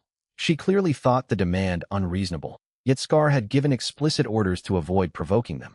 She nodded. Agreed. Also, what happened with Xiong will not be held against you. Chen Nua waved a hand dismissively. Whatever happened to Xiong has nothing to do with me. He managed to anger half the city all by himself. The woman said nothing further and led them toward the inner district. Inner and outer districts existed like 2 separate worlds. Outer district roads were muddied with sewage and piled high with snow. The inner district featured wooden planked pavements and street lamps lining every road. Sealed covered walkways connected the buildings, their interior heating fogging up the glass panels. Guards patrolled the streets in heavy formal uniforms, holstered pistols hanging at their waists. As he walked, Chen Nua memorized the layout. Grain warehouses lay to the west, the power station to the north, while the city, ruler's manor and armory occupied the central zone. The official public cafeteria stood right beside those central buildings. Turning around a corner, Chen Nua came to a halt. We stop here first. Their guide looked confused. The city, ruler's manor is further ahead. Before we talk business, I'm hungry. Chen Nua, the woman protested. This cafeteria is not for casual visits. Chen Nua met her gaze. You want to negotiate a trade. How can I bargain if I don't even know what resources you have? Constrained by Scar's instructions, the woman stepped aside. A wooden sign hung above the cafeteria entrance, reading ration meals only.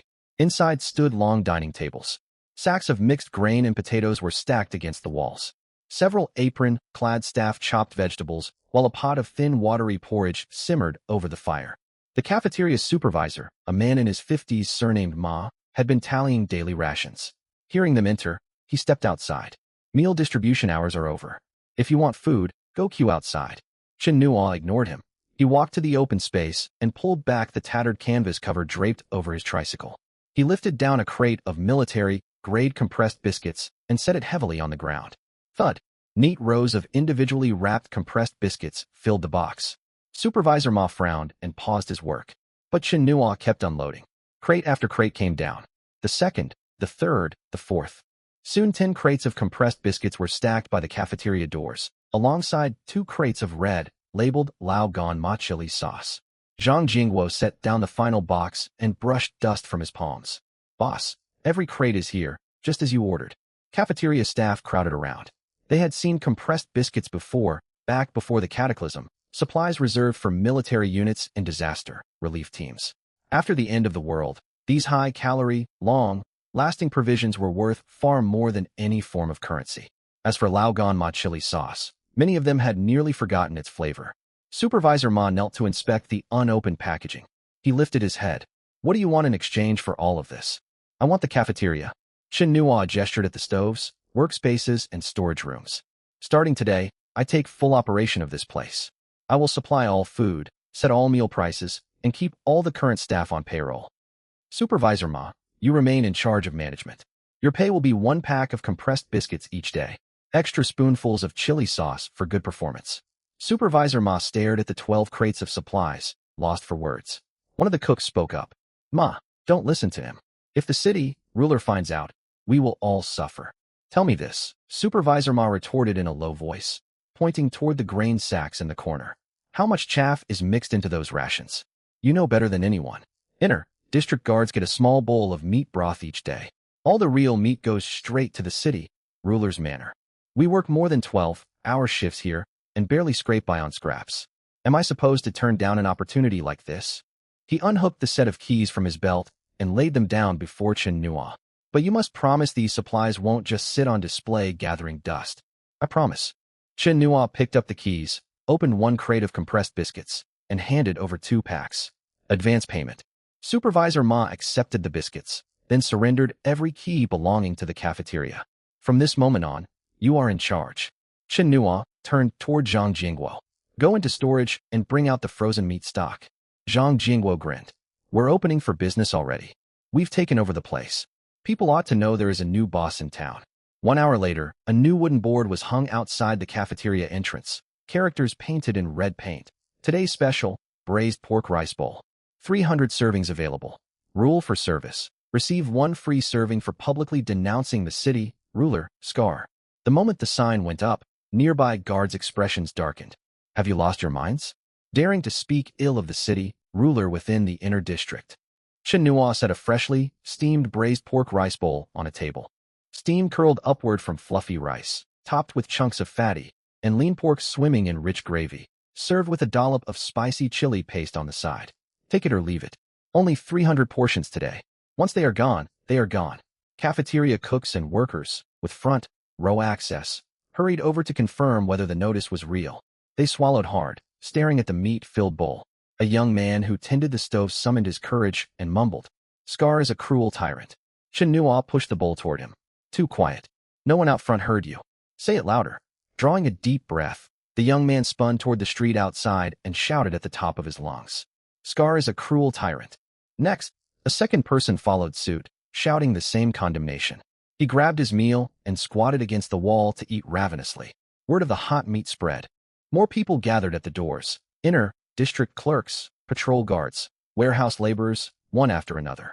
Some hesitated at first, but watching others walk away holding steaming bowls of food, they gritted their teeth and shouted their denunciation. Chen Nua handed over their meal. Clear and loud. Accepted. Shouts grew louder and louder. Scar is a cruel tyrant. Scar hoards all the food.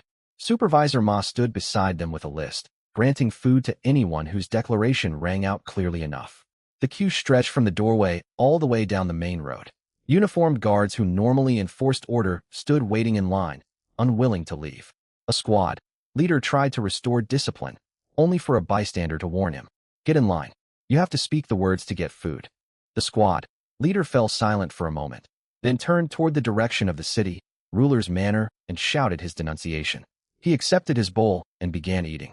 Inside the city ruler's manor, Scar smashed a teacup against the table. The distant shouts drifted across several blocks. The repeated condemnations echoed relentlessly inside his head. My lord, should we send men to seal off the cafeteria? And then what? Scar gestured toward the doors. Leave 800 people to go hungry while we hold the city. The reporting subordinate bowed his head and said nothing. Another guard burst into the room in a panic. Report, my lord. Half the security platoon has gone to queue up at the cafeteria. What of the rest? They are peeling potatoes, the guard answered awkwardly. The cafeteria says you earn 1 sausage for every potato peeled. 200 people are lined up outside the warehouse entrance. Even patrol units have gone over there.